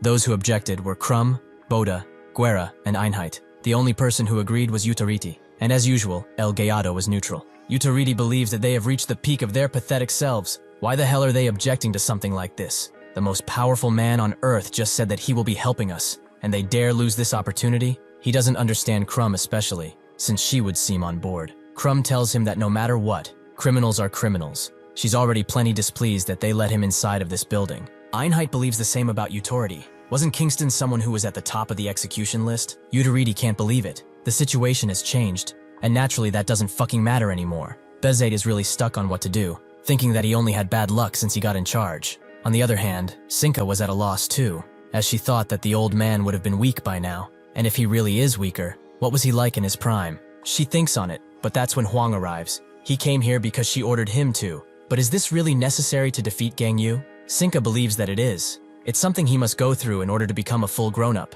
Sinka is assured that her plan will not fail now, as she has Huang and many other cards she did not play. The only thing she needs is patience and a bit of luck. The next day, everyone gathers at the Hero Association, with Lepus explaining that they are here to elect the third generation of equality. With this announcement, it is time they begin. The selection of equality will be as follows. The chairman of the association will propose the 5 candidates, and if 2/3 of the heroes agree, the government will then investigate the candidates very thoroughly. Unless a reason to disqualify them is discovered, they will then become members of equality. Before she could talk about her proposed candidates, Utariti asked her who allowed her to do such a thing. She is just a temporary chairman after all. Lepus asks why he's even here, as he lost his qualification as a hero a long time ago. He explains that he's merely observing this meeting as a party leader. If that is the case, Lepus suggests that he stay silent, as he doesn't have the right to interfere in this affair. Utariti repeats himself. He will not acknowledge her as association chairman. So as a result, if a temporary chairman like her selects the equality candidates,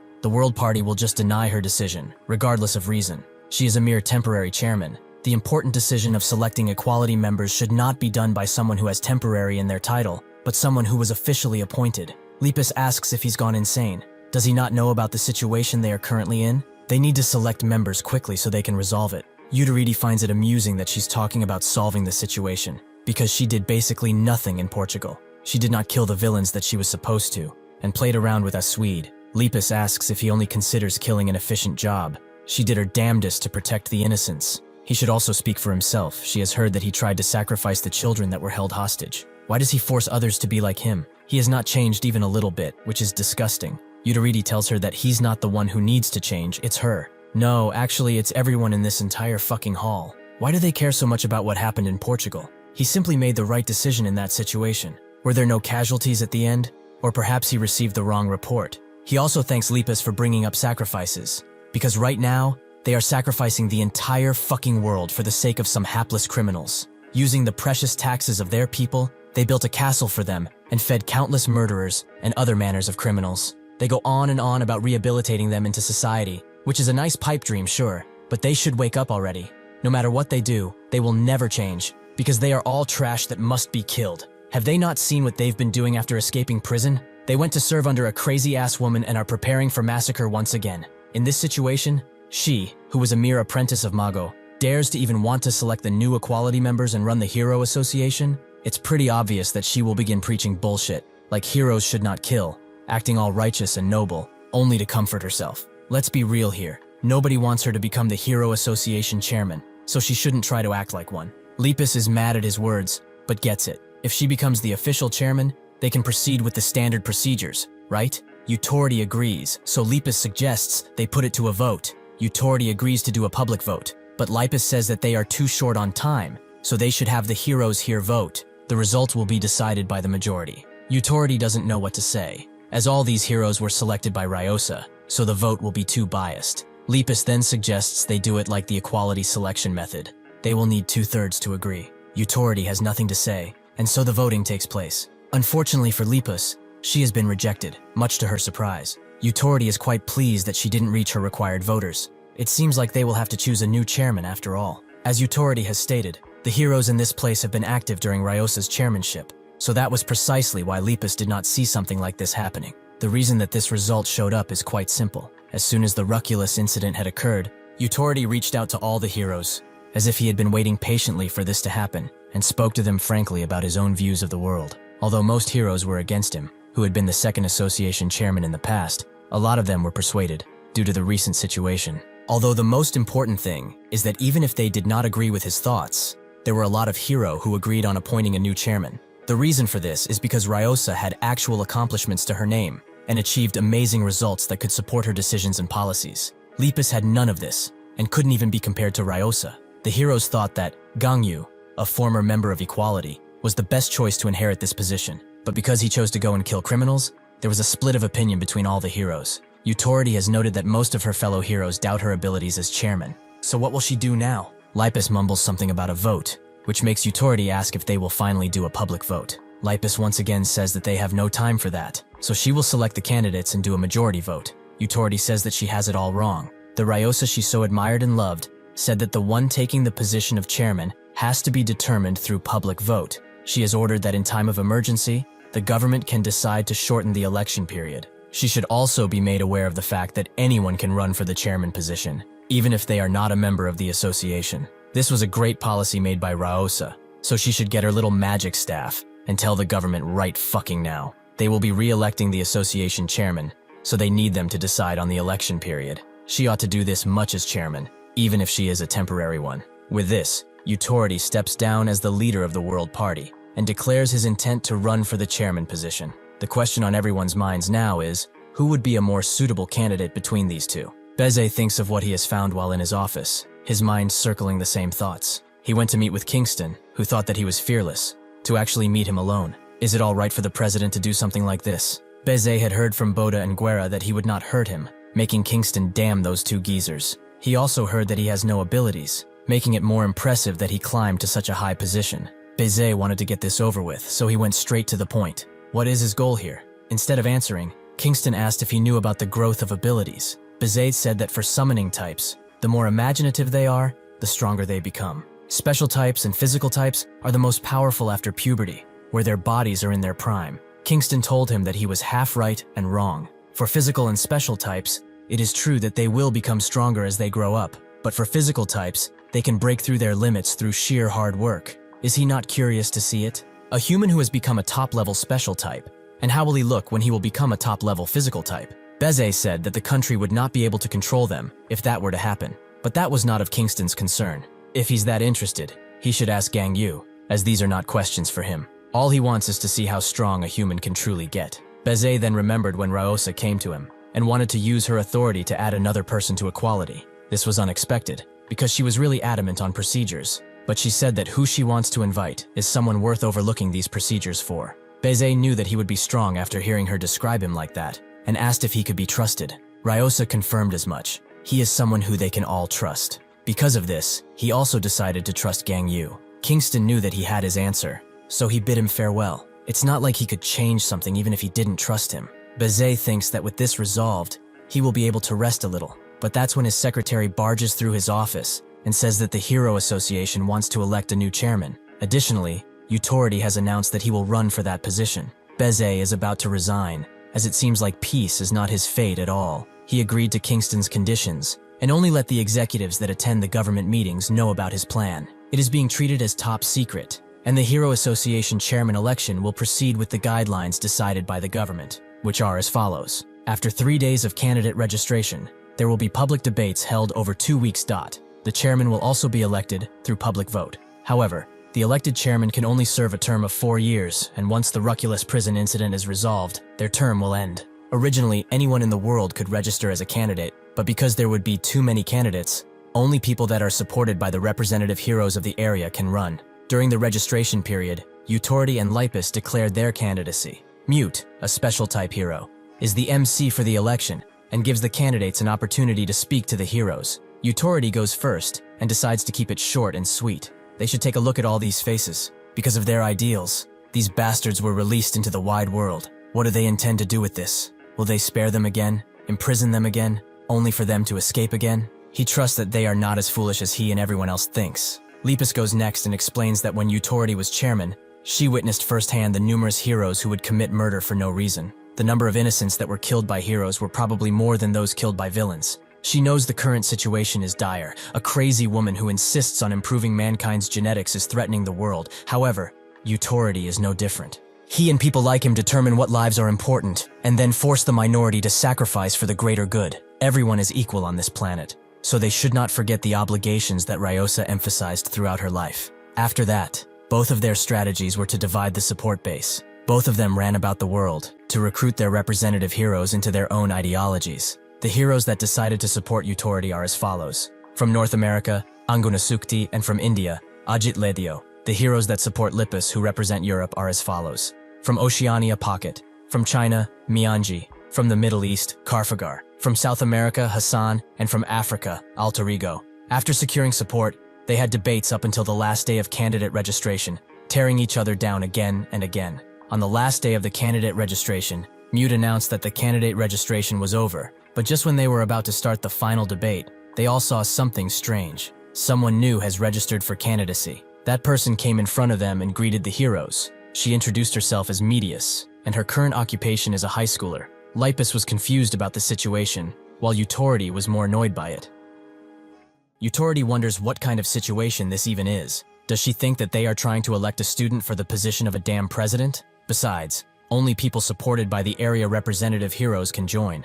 Harfagar confirms that he in fact does support her, which confuses Lipus, as he was supporting her in the past. Harfagar explains that he changed his mind. He will support Medius from now on. That was how candidate number 1, Lipus, candidate number 2, Utority, and candidate number 3, Medius, completed their registrations. After getting back to his office, Utority sees that everyone is talking about that damn middle schooler, but the secretary expects nothing less. She's quite the topic after all. However, the public is criticizing Carfagar, and the middle schooler too, because they think that she's treating this as a joke. Utority asks if she's looked into her, which she has, but she only appears to be an ordinary female student with nothing special going on in her life. Utority then asks if she has some sort of ability, but the secretary did not look into that, although she suspects that she does. At Carfagar's office, Lipus questions him on his choice, but he is not against it at all. He will answer everything honestly. Lipus asks if he's known her for a while, and even so, this is not something he can decide on just his feelings. Carfagar tells her that the first time they met was today, and explains that he returned to this office to do some work, and there she was, sitting in his chair. At first he attempted to subdue her, because he thought that she might be a villain, but after talking to her tens, perhaps thousands of times, he became certain that he wanted to support her for the candidacy. Lipus is rightfully suspicious, and asks if she can use her ability on him. Carfagar allows her, so Lipus activates her medical ability, expecting to see that he's being manipulated, but this is not the case. Lipus still decides to reprimand him for this decision, as it's not something he can decide on just instincts. Carfagar tells her that it was not instinct. He is certain that she must become the Hero Association chairman.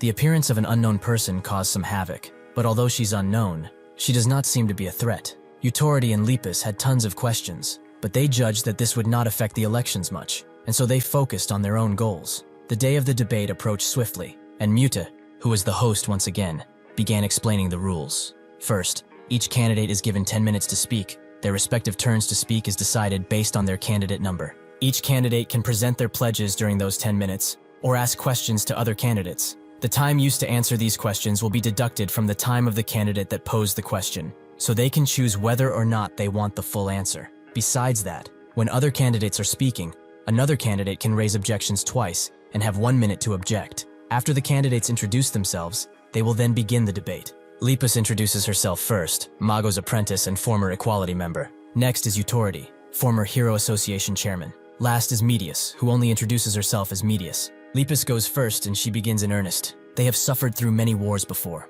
after abilities appeared centuries ago. From when wars between countries started, to the unification of a world government, numerous internal strifes happened. After the appearance of the Hero Association, the war dividing the ability users into heroes and villains started. That was how they spent most of their time during the collapse of their already unstable society. However, thanks to the hard work of people like Ryosa, they were able to build a solid foundation for their society, and it started to perform its functions better than ever. They all remember the heroes of Utority's chairmanship. They were lawless, their beliefs misaligned with their jobs, and they only did it to kill villains, and even innocents. The past will repeat itself if Utority wins. The society they all built with their hard work will only crumble in his hands. Utority raises an objection for 1 minute of objection, and says that society is on the verge of collapse already. Can they not see the current situation? He truly cannot understand why he is recognized as a slaughterer when he holds back his tears as he makes sacrifices. However, when they sacrifice their entire society for these criminals, is that the right thing to do?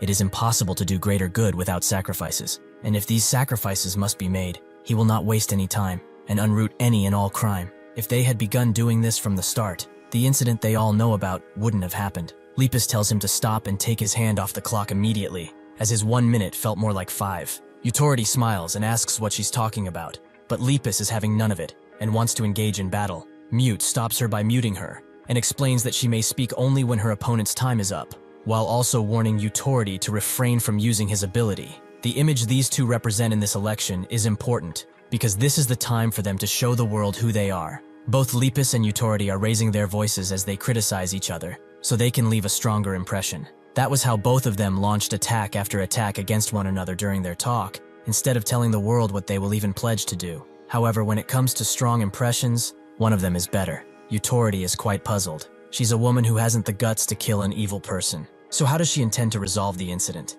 Does she want to say that she's stronger than Ryosa or something? Lepus was no match for Utority, because he already knew that the public only sees her as Mago's apprentice. She looks weak, like a tiny rabbit. If that is the case, if he can take control of this, he will be able to end this debate in the direction he wants. With Utority gaining the upper hand, Medius's turn came. She explains that Utority led the Hero Association to a small organization all the way to one with worldwide influence. He has exceptional drive and decisiveness. Lepus is trying to carry Ryosa's will forward, and has made the organization stronger and tougher with her beliefs. With this, she will combine their strengths and resolve the issue. Before she could make her pledge, Utority interrupts her. As this place is not one for a child like her, she should go back and study. Or perhaps she's having a hard time with that too. Mute tells him to shut it, as he used up his time, but Medius wants to let him speak. Utority asks what she wants to talk about, so Medius reveals that she's an ability user. Ryosa built the Ability Academy when she was chairman, and so there is no way they would know what ability she has. Utority tells her to reveal it if it's so grand,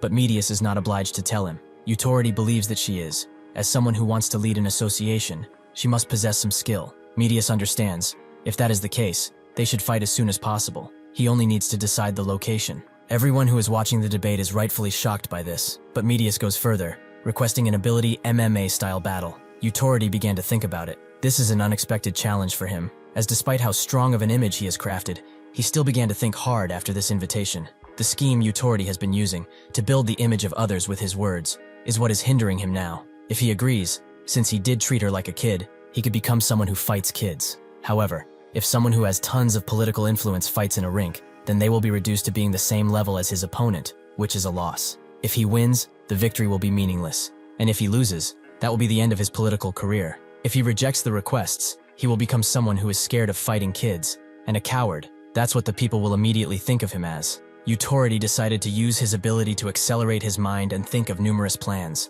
No matter what he chooses though, the information that he has to obtain first would be her ability. What could she even have to invite him with such confidence? In a forest, Kingston stares at the sky, asking Gang Yu if he too feels that things have been out of place recently. He asks what he means, so Kingston explains that he feels like things that were already said are being repeated. Gang Yu doesn't know, as this is all that he's doing, but how long will he have to do it anyway? Kingston doesn't get this feeling. Perhaps he's going senile, but something really is strange. Medius would like an answer from Utority, who says that she's acting on emotion, just like a kid would. How could she suggest such a thing when they are having a simple debate? This is not her playground, nor her little toy house. Medius explains that she's serious, and he said so himself, that the most important aspect of a chairman is their strength. When he was talking about Lepus, he said that she was weaker than Ryosa and cannot be trusted because of that. When he was association chairman, he also made heroes fight between themselves to assign them tiers, so they should see which tier they are in and decide a good location already. Utority regrets having toyed around with this snake, as she's quite venomous, and unlike him, she has nothing to lose. Utority agrees that her words make sense, but before he can say any more, Mute uses her ability, as Medius decided to not give him any more time. Utority is quite mad. This kid just cut him off after she almost heard the answer she wanted. Just what ability does she have to make her so confident? Utority believes that it's time to gamble. He will use his fastest attack to test her out, but before he can, he stares deep into Medius's eyes and sees something that shocks him. Since she only has a few minutes to speak, she decides to make an impression. After numerous wars, their society has become like a tangled knot, as they have problems they can no longer fix. The person who cut this unreasonable knot apart was Utority. However, he did not pick up the severed pieces, and continued to cut and cut. That is how the normal rope which had done nothing wrong got destroyed. Ryosa was the one who received that rope and tried to put it back together, but even her knot had rotten parts, which are causing the problems of today. However, even if she will maintain its current state, she doesn't want it to be cut up in two like before. She will carefully dissect the normal rope without breaking it and put it back together. This is not the time for extreme measures. They need to find the center and move forward in a balanced way. If she becomes the association chairman, she vows to request the government give heroes the right to perform executions, and the heroes who will have this privilege will undergo a strict inspection first. She promises to exercise caution and deliberation in determining the villains that are to be executed. Naturally, the death row inmates of the Alpha world will be killed on sight. That is everything. With that, the first round of debates came to an end, so now everyone is wondering, who will be the most suitable hero association leader? With the first round ended, the approval rates of everyone came in. Lepus has an 8% approval rate, Utority has 35%, and Medius has a quite large 57%. Additionally, a portion of the heroes who supported Lepus at first have switched to Medius. These heroes are as follows: Mianji, from China, and Hassan, from South America. After those events transpired, Lepus called for a press conference where she said that she heard clearly what Medius talked about, but because she used up all her time on Utority, she could not refute her words. She is still a high schooler with no experience. How can she decide who is able to take the life of another? She's just as dangerous as Utority is, and just as devastating if she's elected. After criticizing Medius harshly, she called the ones who defected from her, who wondered what she even wanted. Lepus knew they knew. She wanted to ask them about their decision. Hassan tells her that he just went with his gut. That is all he needs, basically. Lepus did not expect much from him, but she's more surprised about Mianji, as she did not expect her to do this. If her teacher, Yujie, knew about this, he would probably be sad. Mianji thinks of her teacher, who once told her that the world is complicated. Things that were thought normal in the past become sins, and vice versa. He killed tons of villains in his past, as his reasoning was that it was the only right thing to do. After meeting Ryosa, however, he changed his mind, and even then, he does not think that his current thoughts are correct. That is why he told Mianji that there are no perfect answers in this entire world, so no matter what situation she faces, she just has to do her best, as that is all that matters. After hearing the debate, she determined that Medius is more suitable for the position of chairman, rather than her. Karfagar tells her once again that they will not change their minds, so they hope that they can avoid meeting with her during the election period. After the first round of debates, everyone in the media began to focus on Medius. There were articles upon articles about her school life, her family, and her fight with Utority. Amongst them, however, the most talked about thing was a question: what exactly is her ability? Utority has a clue, but he decides to look further, stopping every frame of their debate. After a long time, he finally understands and has discovered her ability. At Sinka's hideout, Canis and Gato feel like things have been repeating for a while, which Sinka also has felt, but she can't quite understand the feeling. Huang feels it too, and is quite perturbed by it. Outside, Priyatua, who is a special type, has gone back to being a kid, and is quite bored because of it. His life goes by in a week, as his entire lifespan is just a week, and then he resets. Currently he is a teenager who is filled with vigor and boredom. Natura gets it, but Sinka told him to wait around here in case something weird happened. So they should do just that. The artist is getting inspiration from his ability, but Priyatua asks Natura to go out for a while, just the two of them. Natura explains that Sinka will be mad if she finds out, but Priyatua says that they don't need to get caught then. They will just be visiting a nearby village. It's like they are doing recon or something. Natura thinks about it for a while and decides to do just that, as it's been a while since he has gone into the wild. He asks the others if they want to join, but both are too preoccupied. And Vidi believes that just like in comics, characters who don't listen to instructions and go out are the first ones to die. They ask Asweed too, who remembers how Sinka reacted and decides to let them go on ahead. After a while, both Natura and Priyatua end up in a field, both happy to finally be out. But that's when they notice a bunch of lights, and 3 people standing right next to them. Mianji, Hassan, and Karfagar are ready for battle, all under the watchful guise of Medius. Utority immediately wants to hold a press conference and accept the fight request too. His secretary thinks that he's joking, but he's not, as that's the only way he can win. He knew something was weird. It happened during the debate a few times. Her ability really is overpowered. There was no way he could have won that. Medius, the girl who appeared out of nowhere, has the ability to turn back time. The secretary is surprised to hear this answer, and Utority believes it fully. As the longer the debate went on, the more things felt out of place. She repeated the debate probably countless times, and changed it into a future that would be beneficial for her. The secretary is shocked, but this means that there's no way to defeat her. Utority tells her to listen, as she has a weakness. It has to do with what he sent her earlier. Does she see something different about her in these pictures? The secretary sees that her hair grew quite a bit, which Utority confirms. But why does she think that happened? The secretary doesn't know, so Utority explains that she can indeed rewind time. She cannot rewind herself. This means that if she gets injured, no matter how little, she will not be able to reverse that injury. She will go back in time with the same scars on her body. So after he accepted her challenge, he knew that he would win. The secretary wonders if it's just that she can control time, sure, but she would also be strong physically, right? Utority tells her to not forget. He's also a time ability user, and he has controlled time for far longer than she. He will win, as he knows the fate of time ability users best. No matter how strong, they will always have to pay with their lives. Natura uses his plant growth ability to attack Karfegar, who simply cuts the plants up. His ability is beautiful, not fitting for a murderer, but he likes it, as he can see the curvature of the plants. However, just so he knows, like his plants, his blade has curves too. Hassan rises high in the air and tries to smash him with the hammer, but Natura gets out of the way. Hassan can seal the abilities of a user for 24 hours by striking the top of their head. That's why he's titled the Headhunter. He tells Mianji and Karfagar to take that guy's bandana off his head, as he cannot see it well. Mianji's ability is a transformation sword. Depending on the color of her mask,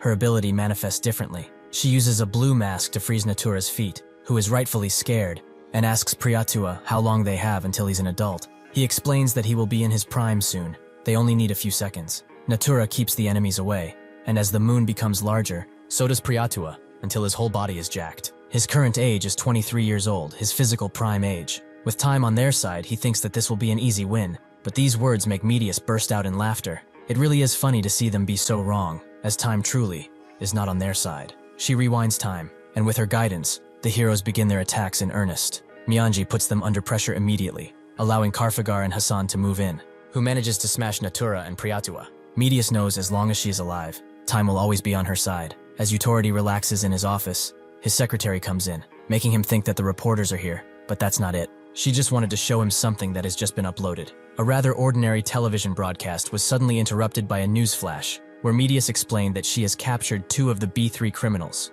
Priyatua and Natura. The 2 of them are under the careful watch of the area hero representatives that follow her. She was going to kill the villains, but she's still a civilian, so she will hand them over to the government for now. How they will be dealt with in the future will depend entirely on the upcoming association chairman. Additionally, about her fight with Utority. Since things are urgent right now, she will fix the fight date with him after she's done with her business. Their focus will consist of capturing all the villains instead of infighting them. She trusts that Utority understands, and with that, the broadcast ends. The secretary tells him that besides that, she requested to speak with him, so what will he do? Utority has no choice but to invite her inside. But what does she even want? Did she rewind time this time too?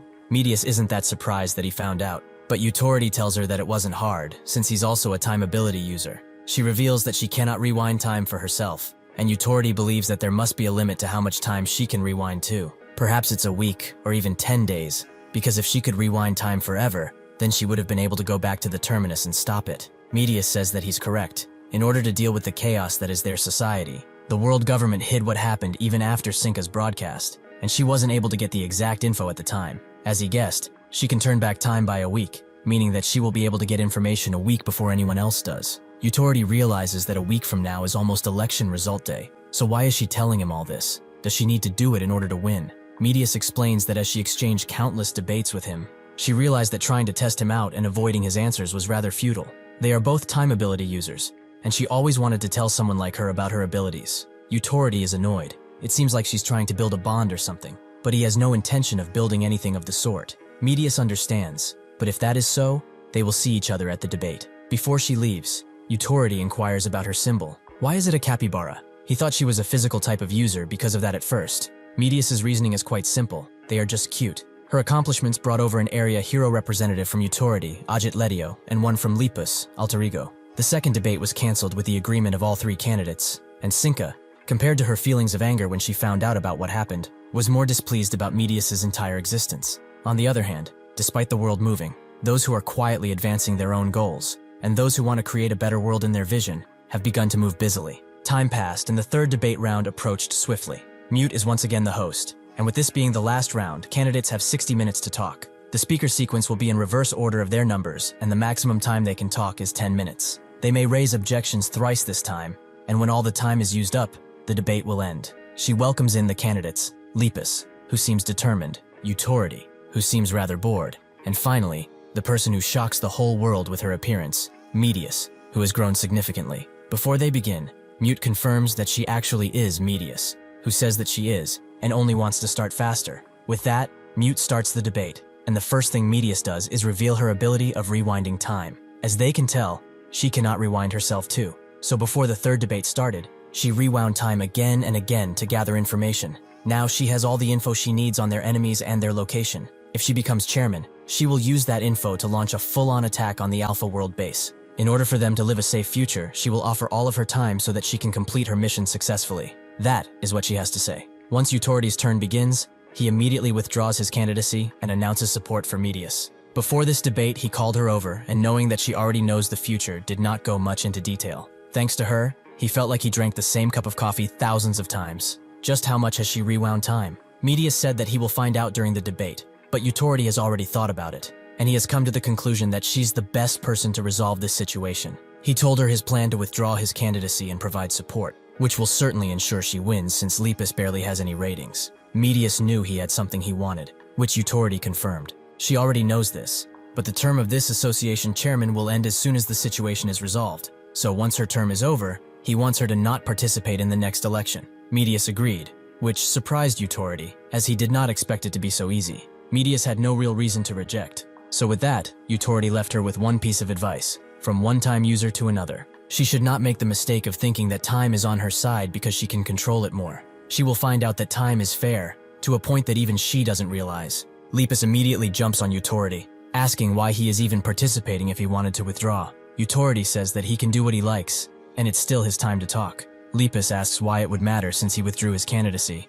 but Utority says that his withdrawal has not been processed yet, so he would like Mute to silence this rabbit, as it's his turn to talk. Lepus continues to scream at him, as she can raise objections, and she's using her time fairly. Utority has had enough, so he lets her have all his time and asks Mute to mute him, and also make it so he hears nothing, as he's quite tired of her. Lepus calls him a greedy pig and tells him to leave if that's so, but he believes that he is not greedy, as he would not withdraw his candidacy if he were. Medius reveals that she wants to leave too, as she has other more important things to do, like get more information. Mute is really confused about this entire situation. She has not seen a debate like this in a while. With that, the debate came to an end, and Medius was elected the 4th Hero Association chairman. The world government confirmed this result, and called a meeting with Medius, where she told them all the info she gathered and the future of the world government. In return, they told her that she would have their complete support, and also about Gong Yu's situation.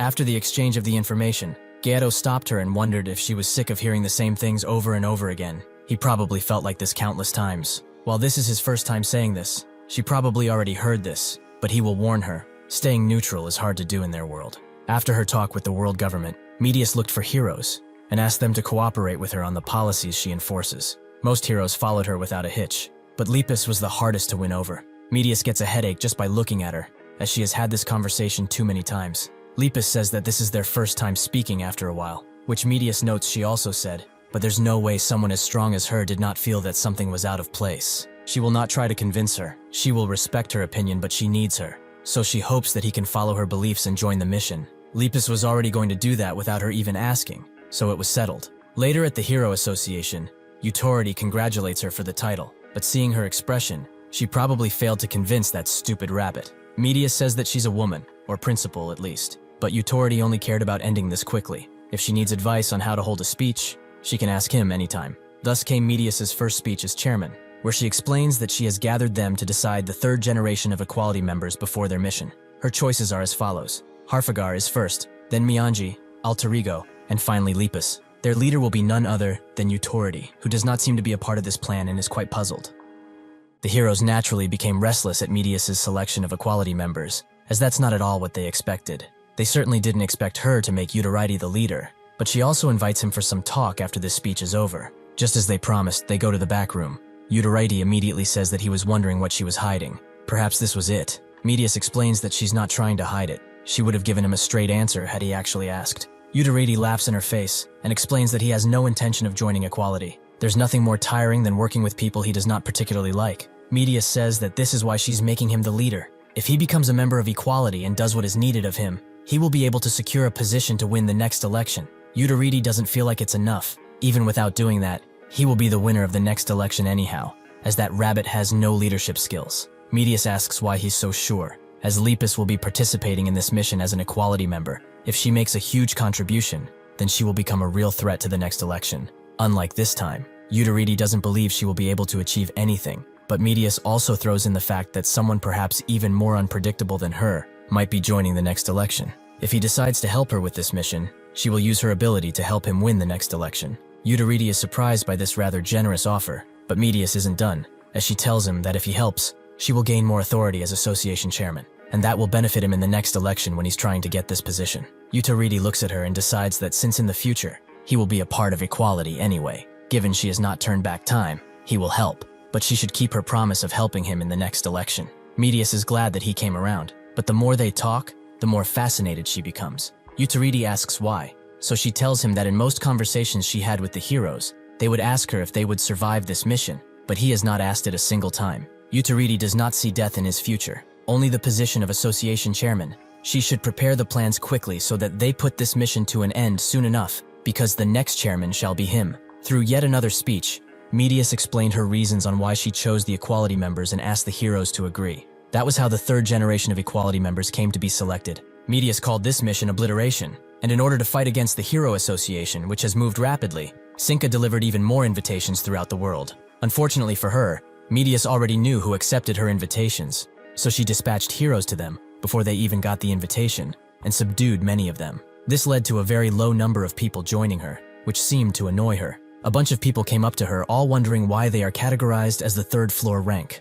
Among them are Terra and Sorore, both physical types, Nudius, a special type, and Achila, another special type. Barus, a physical type, asks where Huang is, so Sinka answers all of their questions. If they perform well in this war, she will raise their ranks, and if she accomplishes something huge, she will even reward them. Also, Guang is training separately right now, so they won't be able to see him. In the dead of night, gigantic balls of fire appear in the skies above Sinka's hideout, which dye the sky in their glow. This was all done by Mianji, who is glad to be a part of this operation. Kindness tells Sinka about the fireballs, but she has eyes too, so she opens a gigantic portal, which threatens to dismiss Mianji's strike. Fortunately, Karfagar appears and uses Arabesque to completely annihilate her portal, and force the fireballs to strike straight down. Utority is quite mad. If Lipus had summoned a meteor on top of those firewalls, the damage would have been amplified threefold, but she would not do it. Lipus is tired of telling him that if she did that, it would cause too much damage, and perhaps even hurt their allies. Utority doesn't care. If they die from that, they shouldn't even be heroes, but Lipus tells him that he should be the one to quit. Alter Ego tells them to stop fighting. They should go to the coordinates that the association leader told them about in the first place. Utority agrees, and asks if everyone is ready. It's about time they destroyed these cancerous cells hanging on humanity. Besides forming the new equality, Medius also formed an advisory committee. The members are Mute, who is in charge of security since she can create a space that isolates sounds, meaning that nobody can eavesdrop. Next is Prof, who is in charge of guarding, a countermeasure against any and all assassination attempts on Medius. Last is Ethiopia, a special type, and more commonly known as the genius mechanical engineer. He is in charge of communication, as he can create devices used to pass down orders. This advisory committee had a meeting and came to the conclusion that if they don't have information on where Sinka is trying to go, they cannot make moves. Mute is puzzled by the fact that they managed to achieve an EMP attack on Ruculus. Ethiopia thinks that there was an outsider, but Medius says that they will get that information after they kill Sinka. They will simply use psychometry to find out. They should focus on their mission now, however,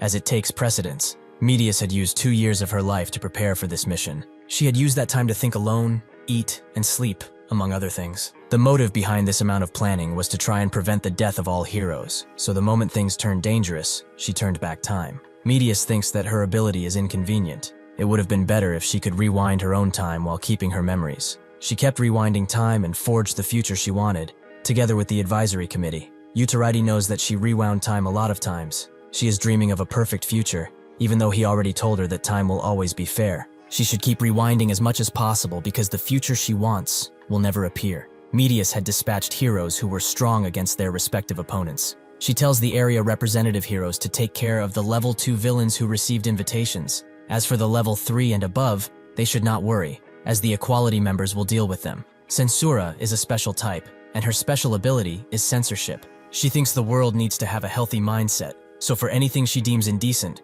she will take pictures of them and lock them in the pictures. That's why she can't help but scream at Lepus, because of how vulgar she is. Lupus thought Medius was supposed to put them against enemies they have an advantage over, but this woman is a terrible match for her. She tries to cover up with a bunny hoodie to please Censura, but it's not enough. Lepus asked what the standard is, but unfortunately for her, the standard would change depending on how she feels in different situations. Censura thinks that she has the body of something that must be censored. Why does she wear those kinds of clothes everywhere she goes? Does she like to show off? Lepus becomes enraged and smacks her down with a carrot, as this is just what she likes to do because she likes rabbits. She immediately calls Medius and asks what this matchup even was. She put her in this disadvantageous situation where she could have died. Medius tells her to stop whining, as she is an equality member who dealt with a level 3 villain. She sent her after Censura because she's unlikely to kill others. She is someone who they won't have issues with even if she lost. And besides that, there are civilians among the people she trapped in the pictures.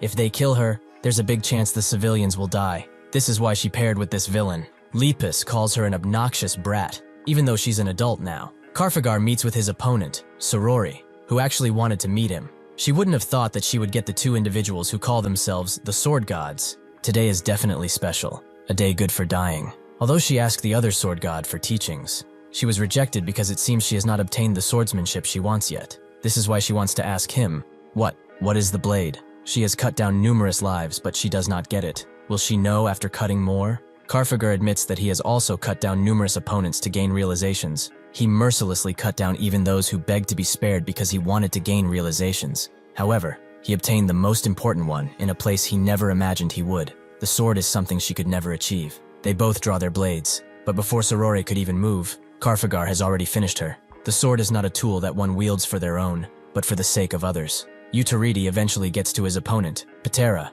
who recognizes him. He's pretty old, but he's got quite a big fighting spirit. It is a pity Karfagar is not the one who came here, but he is fine too. Utaraiti tells him to stop talking. He hates trash like him who spews crap as if they got some right to. His words are useless, so he will just kill him. Utaraiti gets right to business and punches Terra straight in the gut, who tries to strike back, but Utaraiti gets out of the way. Terra is impressed with how heavy his punch was. He wonders if it's because he accelerated time, but it was swift too. It seems like slashing would be more satisfying for this occasion. Utaraiti asks what the hell he's talking about. He hasn't even used his time ability yet. What happened just now, and what is happening currently, is happening in real time. It seems he cannot dodge a simple attack even after transformation. Even among physical types, there are different grades, and it seems that he's on the lower end. If he uses his time ability now, it will be the end. Patera tries to tell him to wait, but Utaraiti has no time for weaklings, and with a 4 times acceleration completely annihilates Patera. Did he really think he would just let him get up and counterattack? The third generation of equality was able to defeat the third floor's criminals without issues, proving Medius's planning. As Lepus looks at her target, she suddenly gets spooked by Utaraiti, who is standing right behind her. He knew that she would do something like this. Why is she not killing that woman and instead dragging her along? She will dispel her barrier so that he can go ahead and do her job.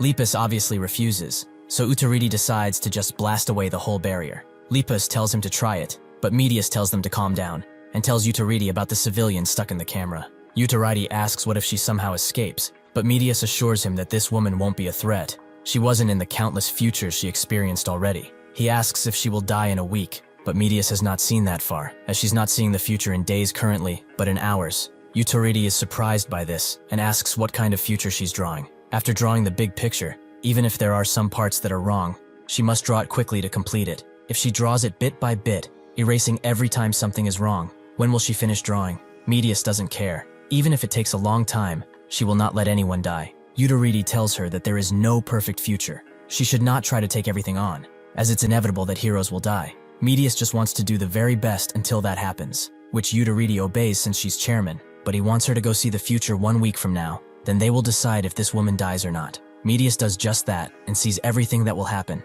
including death, surprises, and a familiar red flash. She tells Yutariti that the woman will not affect their plans. She will stay imprisoned after going to prison. Yutariti is satisfied with that, and asks the next big question on everyone's mind. Did they win the war? She explains that victory is plausible, but if they continue at this rate, a few heroes will die. Yutariti says that it can't be helped, but Medius wants to at least try, even if she has to use up all her time. Yutariti sighs and tells her to at least save some time for his election. Lippus asks what he means, but he tells her to shut it, as they are moving forwards. Prof asks if they will win, but since victory looks promising, all they need to do is reduce hero casualties.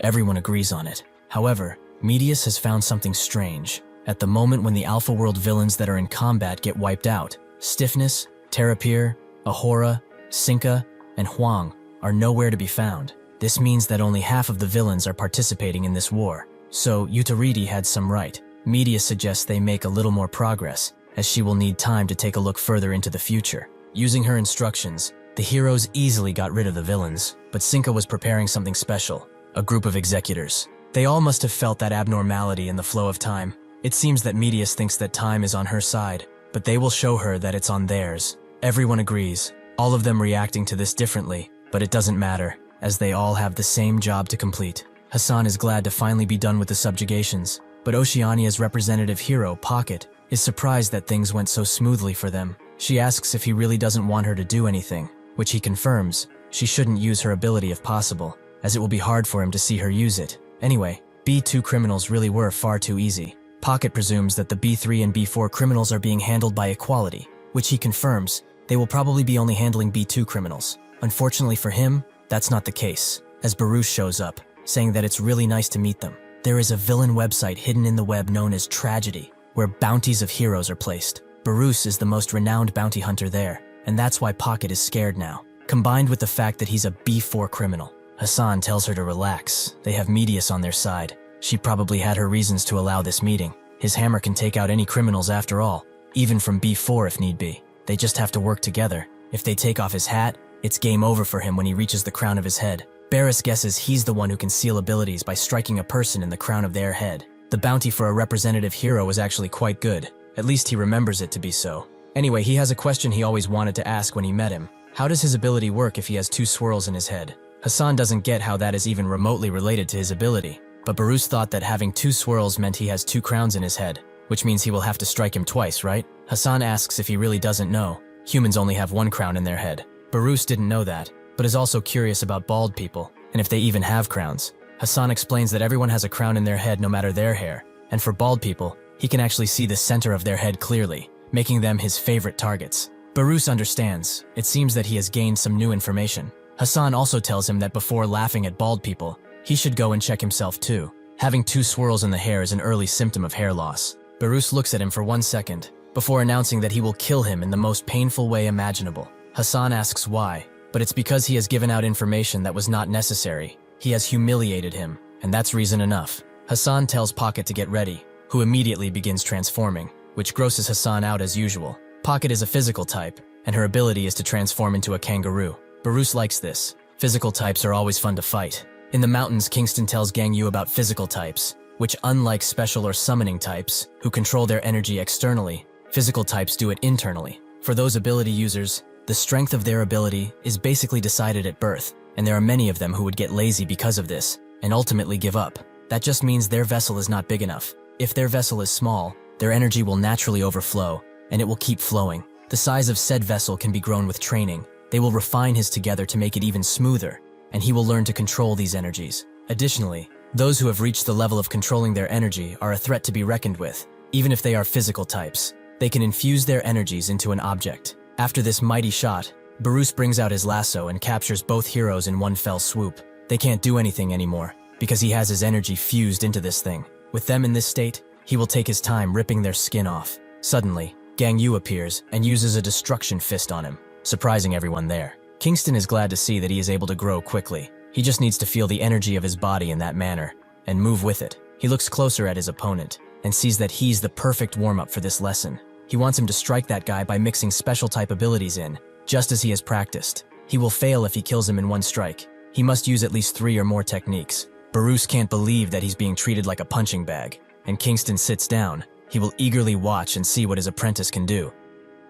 The hero bounty website is called Tragedy, and when the Hero Association worked on tiers, a bounty was paid, beginning from tier 5 all the way to 1, with rewards varying slightly. The biggest bounty that Barus ever got in his career was from killing Cones, one of the Equality's members. After taking him out, he was able to retire and live a free life with the money. Looking on Tragedy became just a hobby for him. However, one day, a bounty that piqued his interest appeared. That was for Gang Yu, and even though he was an Equality member, there was no real bounty specified for him. Since he was curious, he contacted the website, and they told him that they simply could not estimate his worth, since he did not participate in many battles. They offered him the position of finding out how strong he is. They promised to generously reward him. Barus refused. He had everything he needed after all. At the time, he left it at that, being slightly curious about him, however. He heard about his win against Xiong Huan, so he really wanted to check him out. He wonders, just how much is he worth now? He shoots 5 swift bullets at him, which Gang Yu easily deflects with the back of his hands and uses a Darkanva-style punch to close the distance immediately. He punches Barus in the air and begins assaulting him with a flurry of blows, making him understand why he did not have a specific bounty. Just like Tragedy said, his bounty cannot be truly estimated. Barus bears the full blow of a mighty punch, sending him to the ground, leaving the other 2 surprised. They knew he was undergoing some type of secret training, but they did not expect him to be learning from Kingston. With this advent, they both ask to be his students, but he tells them to get lost. He has no time for weaklings. Hassan is really sorry that he ever doubted Medius. This is why she let them come here. She really is the best. Kingston thinks of her. He had thought that her ability was on par with Euterides, and he was quite annoyed. With her ability, she could shape the future in any way she wanted. He thought of this idea as far too boring, so he wondered if he should just kill her right now. But he remembered what the old chairman told him, that if he does anything bad, they will no longer entrust Gang Yu to him. He thought they were threatening him with that, but the old man was simply asking for a favor. Kingston was surprised. He is the leader of the entire world, yet he bows to another? Has he no pride? The chairman told him that he was going to do whatever for humanity, impressing Kingston, so he agreed. With this in mind, he decided to just sit around for a little, and then kill her if he was bored. When Medius once again rewound months and months of time, Kingston decided to kill her. However, he clearly saw what would happen, her abilities not being able to blind him. Gang Yu was not at the level where he could sense it yet, so he just told him to focus on his training. Kingston was surprised by the future. He certainly did not expect it to be at this level. He congratulates Gang Yu, as his technique has become even better. It truly seems that there's nothing better for improving his abilities than a true fight. He still has a long way to go because he still cannot sense what he can. He will have to train him through more fights, meaning that this will be much more fun than he previously anticipated. Eventually, Medius gets the news that Gang Yu has defeated Barus, meaning that at this rate, they might really prevent any heroes from dying. Medius still wants to rewind time. She will slowly put this big puzzle together, piece by piece. The news of Gang Yu joining spread among everyone. Euterides believed it's about time, but this meant that they only needed to go after Huang Xiongwan. Suddenly, Maledity appears and asks why he's treating the rest of them like they do not exist. It's really nice to meet the former association chairman though. She can say that. Euterides corrected her. He is the future association chairman. Mianji was faced with Ho and Joyoung. They're both glad to meet her again, and promise to send her to where her master is. Lepus is confronted by a Swede and Pequeño, who just asks not to be killed. But Lepus assures her that nobody is dying today. Alter Ego is met with Vidi and the maid. They describe him as number 4, which he detests, as he has a name. Jin finally meets with Amir. She really wanted to meet him, and since they are both swordsmen, greetings are not needed. Gang Yu is faced with 2 opponents, Canis and Gato, with their lashes having been taken off. Kingston tells them to wait, so he can talk with his pupil, but at first they don't want to. Kingston gets serious, and tells them to wait, and it's because he said so. He He tells Gangyu to fight these guys slower. They are amazing for training. Gangyu has followed his instructions to the T all this time, but how much longer does he have to hold himself back? Can he just off them already? Kingston refuses. He probably realized that he has gotten stronger than before, but that is not nearly enough. He should understand that in this place, other than himself, nobody can match him, but that's only available for this place. Gangyu doesn't get it, so Kingston tells him that he still has not felt that even here, he has to get better at controlling his energy. Gangyu doesn't know what he's supposed to feel, but Kingston tells him that he will know soon. He lets them fight, but charges Canis, as this will be a one-on-one matchup. She really shouldn't worry for her friend here. He won't harm him, but if he at any point tries to save him, he will kill both of them. If she fights Gangyu well and wins, they will both be let go. Gato does not get what they are after, but Kingston simply wants to see something before dying, to see humans who have reached the peak of humanity. With that, he lets them fight, but not before telling Gangyu to use as many techniques as he can, and not kill her instantly. After all, only with that will he be able to win. Sinka looks outside, and Huang asks if Gangyu really is here. She confirms as such, and he is glad to finally meet him after such a long time. The others probably feel this too. Both sides believe that they are going to win no matter what, but that is a story for another day.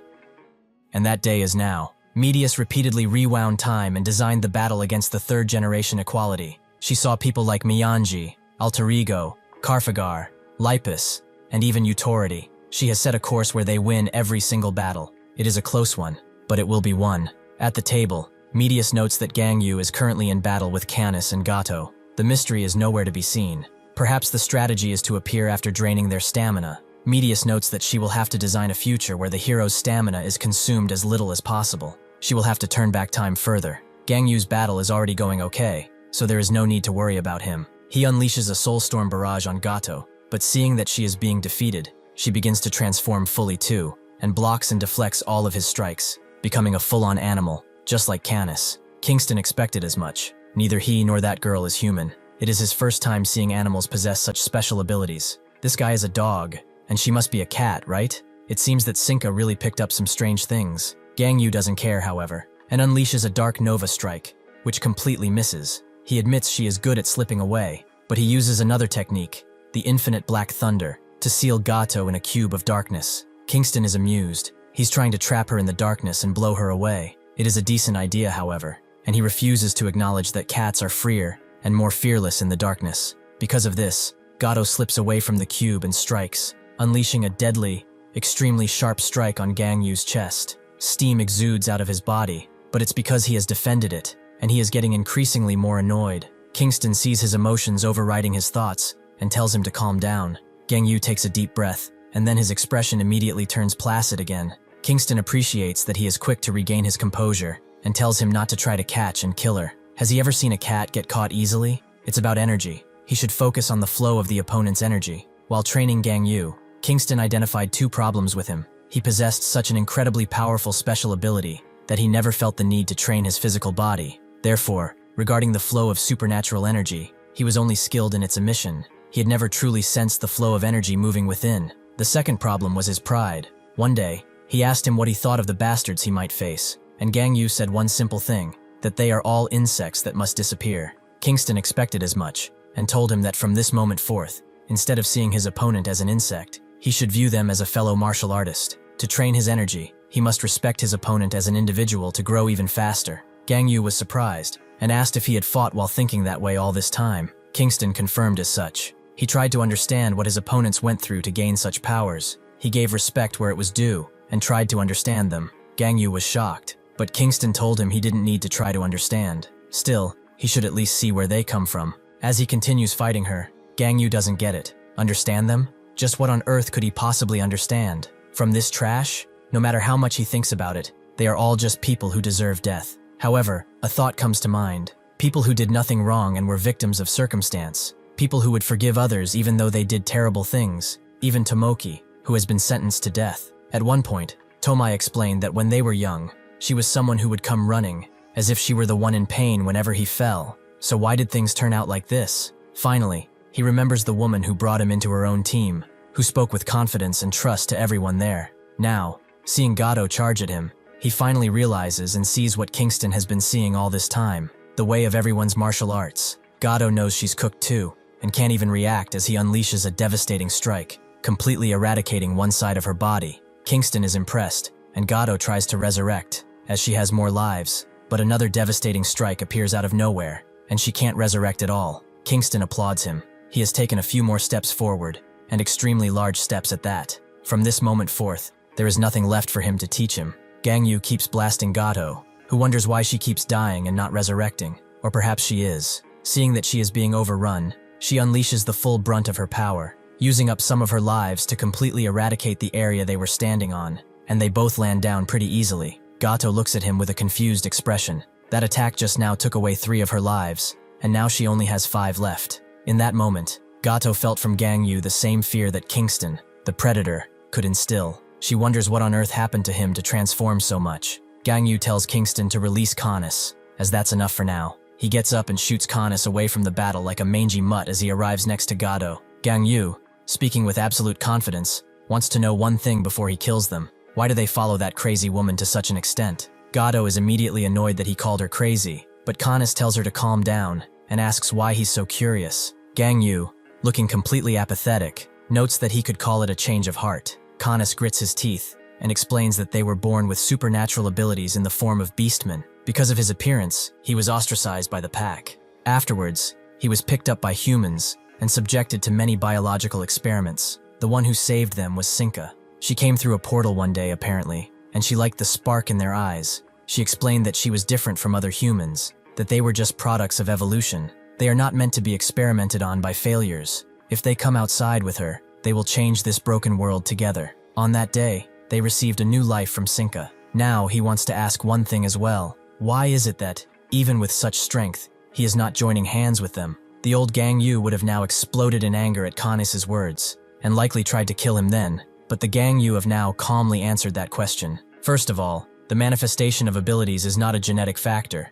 Just because only those with abilities are kept alive, does not mean only children with abilities will be born. Children without abilities can also be born. What will they do in such cases? Will they eliminate them? Call them mutants? Just as they were treated as mutants and discriminated against. If they discriminate because abilities do not exist, it is no different from doing the same thing that was done to them. If they justify discrimination with discrimination, then the things that happen to them would become justified, which is contradictory. Finally, because of what they've done, someone precious to him has passed away. Canis says that couldn't be helped. A sacrifice is needed to create a better world. Gangyu tells him that if he approaches it that way, then, as he has kept saying, the things they went through can be excused as a sacrifice for someone else. Can they? This leaves the other two speechless. Kingston thinks he is maintaining his composure pretty well now, and that's it. He remembers it well. Anger is an emotion that scatters strategy. One thing he is worried about is whether he can actually maintain his composure if he were to see that brat again. Gangyu asks if his curiosities are sated, and Canis admits that there are contradictions. Even this world now is full of them. That is why they will follow Sinka. Gangyu understands if it is so, then he shall begin their execution. Canis looks at Gato and tells her to look for an opening and run away. She must leave and get to Sinka. Before he can finish, however, Gangyu unleashes a devastating punch, and then a few more right into him. Gato tries to intervene, but Gangyu just makes her join in his flurry of punches, and begins to completely eradicate them. Kingston is honestly impressed. This is truly magnificent. If it is Gangyu, if it's really him, then he might be able to make him feel those emotions from that fight once again. Utority is having a strange experience as he keeps looking at his watch. His opponent is confused. Is he not going to fight? What is he doing? Just staring at his watch the entire time. Utority tells her to wait just a moment, and to call him the future association president. She is a little confused. He is going to die here after all. So what does he mean by future? Utority tells her to be quiet,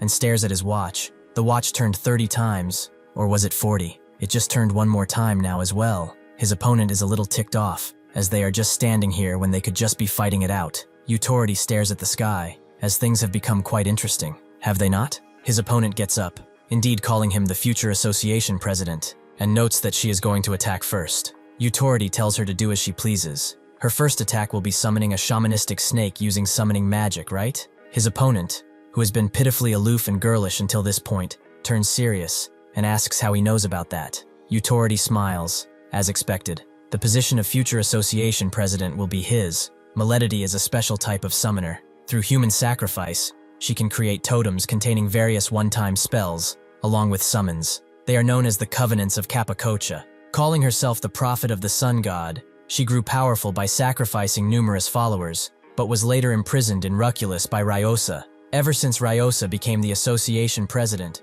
through psychometry users, they analyzed every prisoner's past and abilities. So naturally, she knew that her own abilities had been analyzed as well. She can accept that he knows her abilities. But how did he know she was going to attack just now? This guy really is dangerous. If that is so, she will have to go all out from the start. She uses her totem summon and pulls out every one of them, creating an entire area filled with large totems. She then uses enhancement with her words. The totems begin to come to life, and she uses summon to unleash Inti, the sun god himself, in his Titaya Taita form. Her eyes bleed as she continues doing this, and Inti unleashes its full brunt strike, a gigantic ray beam-like attack that completely eradicates anything in its path, except Maledity. This has taken an incredible amount out of her, but it seems that it wasn't enough. If this didn't kill him, before she can finish thinking, she sees that Utority is on the ground, completely defeated, surprising her. Even she did not expect this. Medius is shocked too, as she was not expecting something like this. It seems that Utority has finally fallen in battle.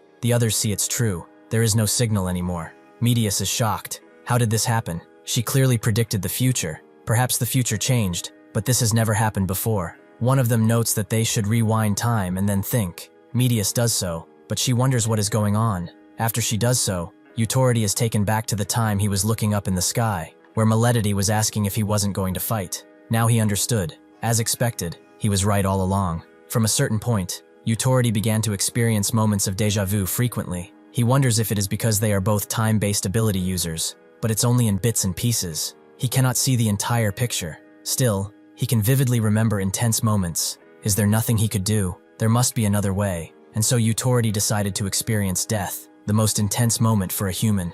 After returning to the original timeline, he was able to read Medius's rewind ability, seeing the hundreds of futures she had skipped over. There is no word from Medius now, and she must have been quite flustered because of what he did, because things aren't flowing according to the timeline she created. In the battle between Utority and Maledity, originally set by Medius, Utority was overwhelmed in the beginning, but starting from the point Maledity summoned Inti, Utority won after consuming more time than expected. Even someone like him, even against such an unruly opponent, since he came after reading the future, did not want to waste any more time. He immediately attacks with 8 times acceleration, as he already knows everything about her movements. If he accelerates time in sync with the opponent's movements, the effect is doubled. This causes Maledity to be struck by 1,000 strikes at once, and she explodes in a mist of blood that rains down on Utority. He thinks it feels good, really good. It feels like his brain cells are accelerating too. Why should he stop at Future Association President? At this rate, he could aim much higher than that. He looks at his watch. He should be getting a call soon. In the future, that kid decided the fight would end around this time. Sure enough, he gets a call, and she asks if there was anything unusual. One question has changed, but since this wasn't the question she originally intended, he'll just let her hear the answer and turn back time again. Utority asks what unusual things she's talking about, and sure enough, Medius rewinds time, deciding to ask if he is hurt anywhere. Utority notes that the woman he fought is more troublesome at the end than he initially thought. He wasted quite a bit of time because of it. Where should he go now? Medius notes that they will monitor the situation further and assign him to a hero who needs support. With that, they close the call, and Utority looks at Maledity's body, which he has not destroyed this time. He laughs. She is asking if anything unusual happened, but of course, something unusual happened. Why would he tell her? Such an arrogant kid. From here on, the future is on his side. He will make good use of her ability. Gang Yu has chained down both Canis and Gato, and asks where their master is. If they tell him, he will painlessly put them out of their misery. Canis scoffs in pain.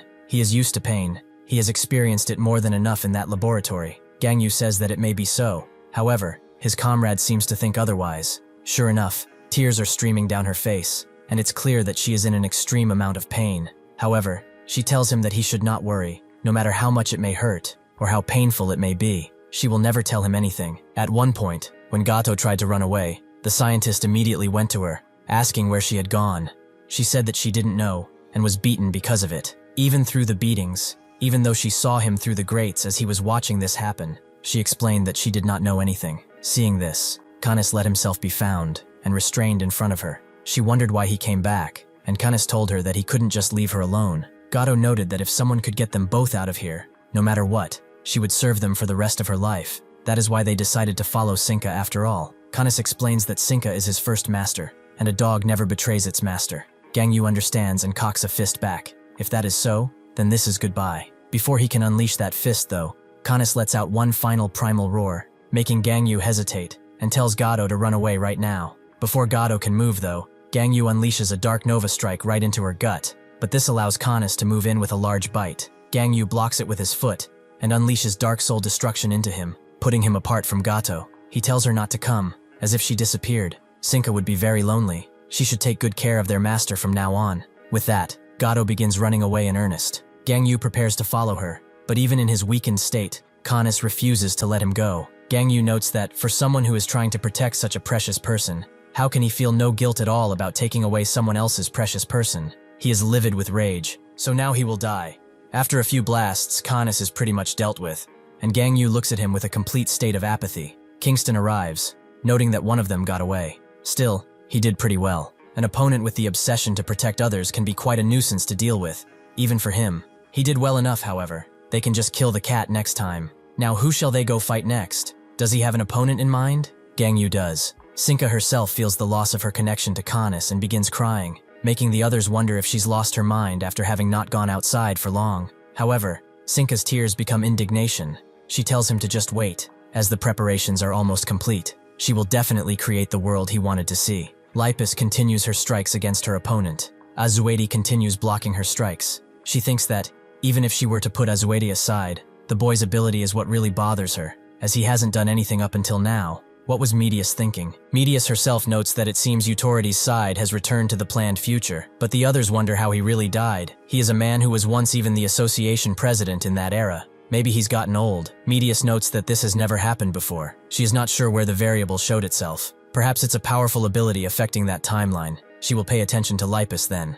The others wonder why, as they see Lipus as a pacifist who doesn't hold back her strength. Wouldn't it be wiser to watch Gangyu instead? Medius explains that perhaps Gangyu is keeping his meeting with Huang in mind. He seems to be controlling his power more than he did during the prison battle. They will focus on the outcome of Lipus's fight. Azuede keeps blocking her strikes, but Pequeño, in his fear, begins to shake uncontrollably. Medius explains that for the first time, she is going to kill someone. Lipus summons binding dolls, which begin to try to penetrate Azuede's shield, but he tells her to stop playing around. She really thinks he can be defeated with something like this, and she should put some effort into her attacks. The reason Lipus's attacks were not lethal was partly that she is a pacifist, but more importantly, it was because of Pequeño's ability. He is in a special class. He is the child who calls upon death. If there was one thing that made him different from the other children, it was that even if he were to see a dead rat on the ground, he would immediately cover his mouth and throw up.